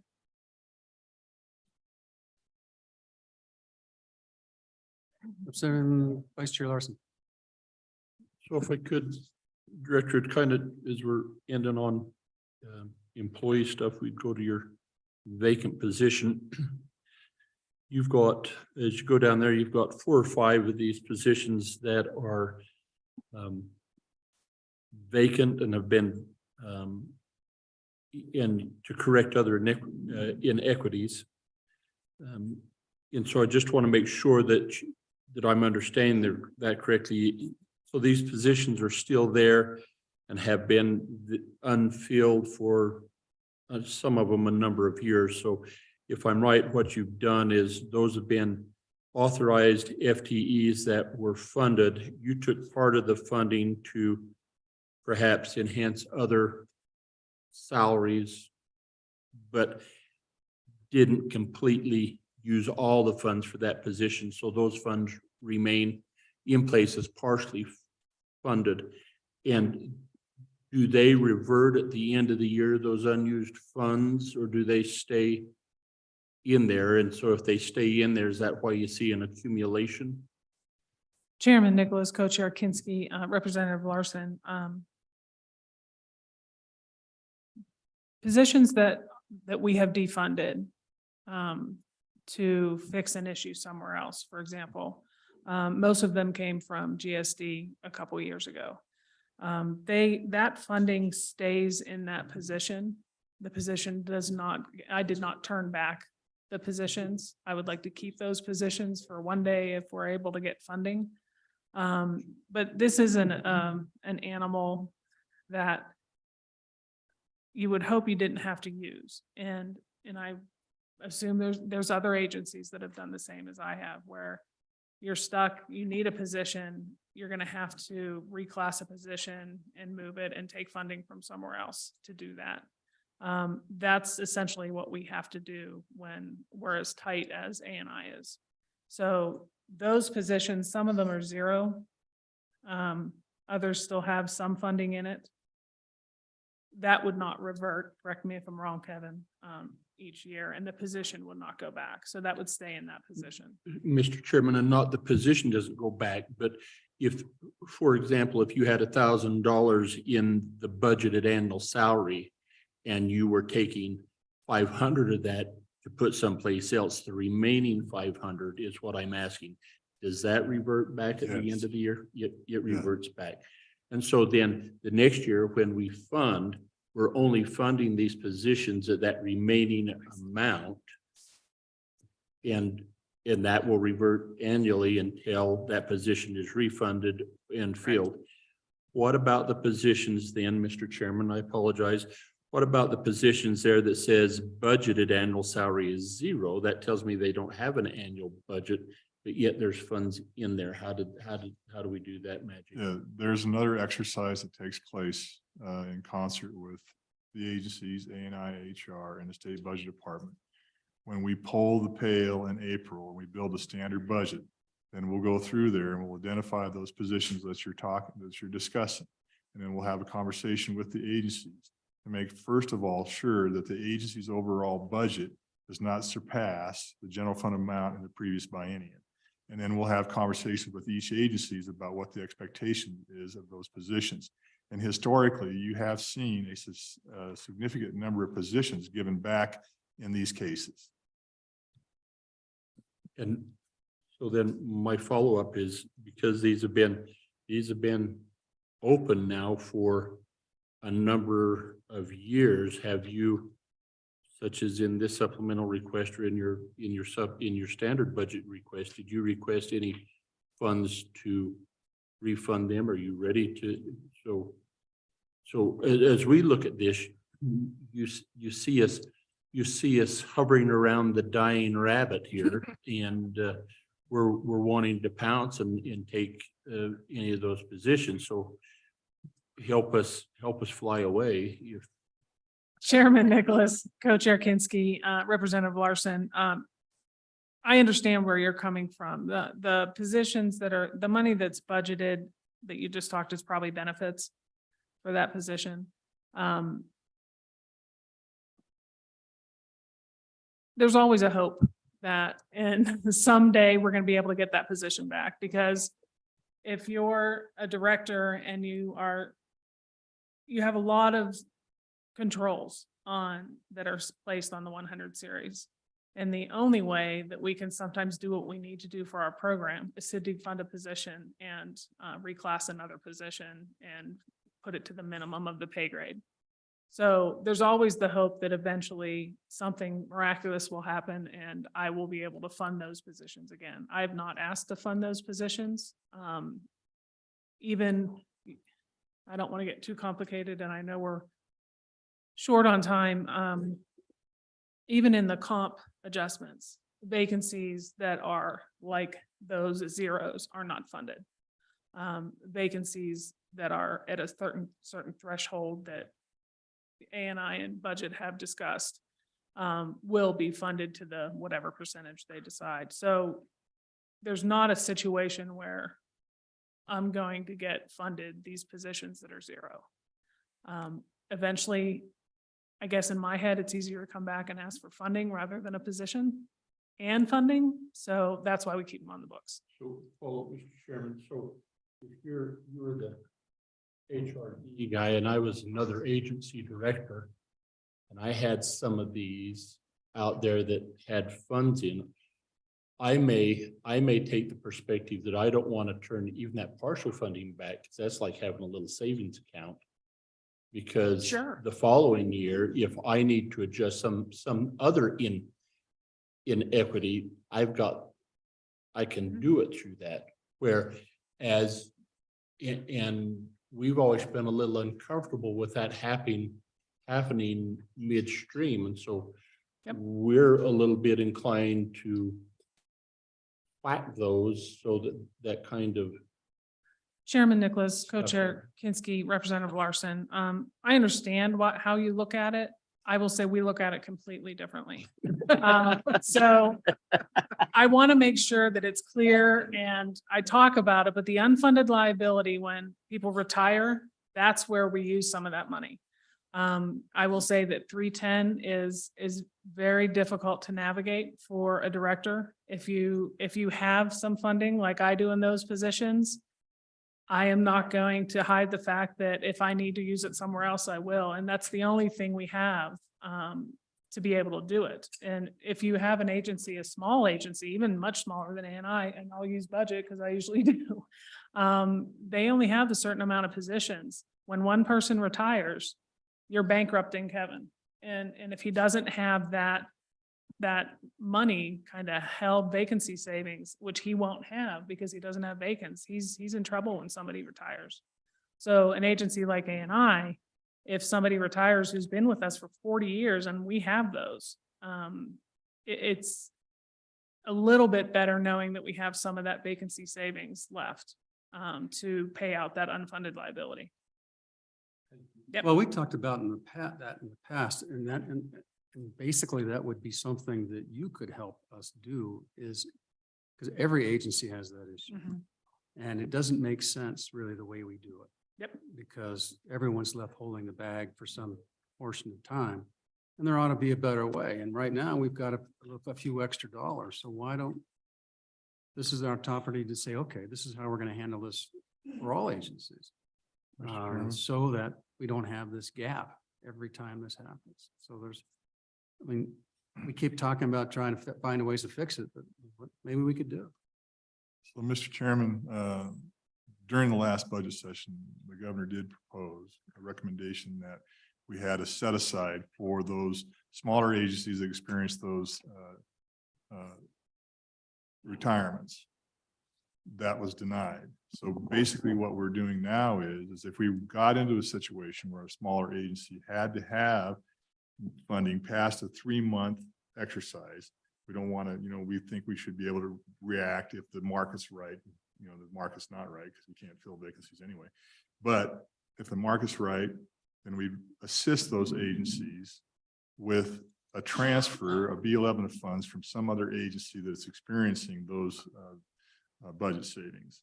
That's how we manage that now.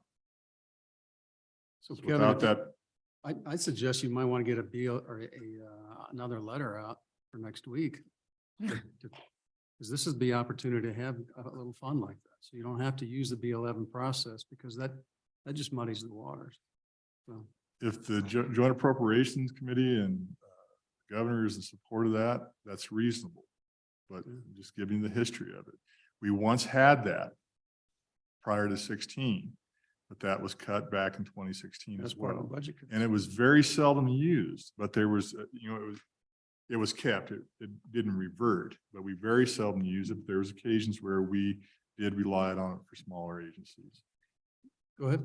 So, Mr. Chairman, I think we flirted with this idea over the last several bienniums, really, and I think, and I too think it's a great idea, but I think maybe the difference in previous conversations, the one we just had, is focusing on these small agencies, maybe to begin with, to see how that works, and that might be more palatable. So, whereas in the past, as we talked about having this big pool to cover global stuff. Okay, we are getting close to lunchtime. So Yes. anything else? Chairman Nicholas, I just want to mention, given the discussion that you had with the governor's budget, you should see from ANI, and we're going to get it earlier for the compensation for you. Very similar to what we had last year, and also show what we did, how it worked, what it looks like going forward. So we're hopeful to have that to you on Monday. Great. Through the governor's office. Yeah. So the governor will get it first. All right. Any other questions for Trish? Thank you. All right. Thank you very much. It's always tough to be first because people are a little more energetic to ask questions. All right. It's 12:25. The co-chair suggested that we take a quicker lunch because we're a little bit behind. Is that? And I believe lunch is going to be down in the house, down on the second floor, right? Well, and we do have one of our colleagues scheduled for 1 o'clock, and out of respect for him, So I'd like to let's make just, sure we'll we. just stay on track for 1 o'clock. We'll do a 35-minute lunch break. And a reminder, there's a $45 check due for our lunches during these. $60. hearings. Oh, inflation strikes again. Yeah. All right, here we go. Don? Mr. Chairman, we do have Mr. Searles here from the Professional Licensing Board. I just wanted to provide him notice. He should come back after the state fair. I think so. Yep. And I don't think Senator Boner is going to take a long time, and just because it's a colleague, I'd like to get him in and get him out. Thank you. Okay. Thanks, appreciate it. Sorry for the, but we won't cross-examine you the way we're cross-examining everybody else, though.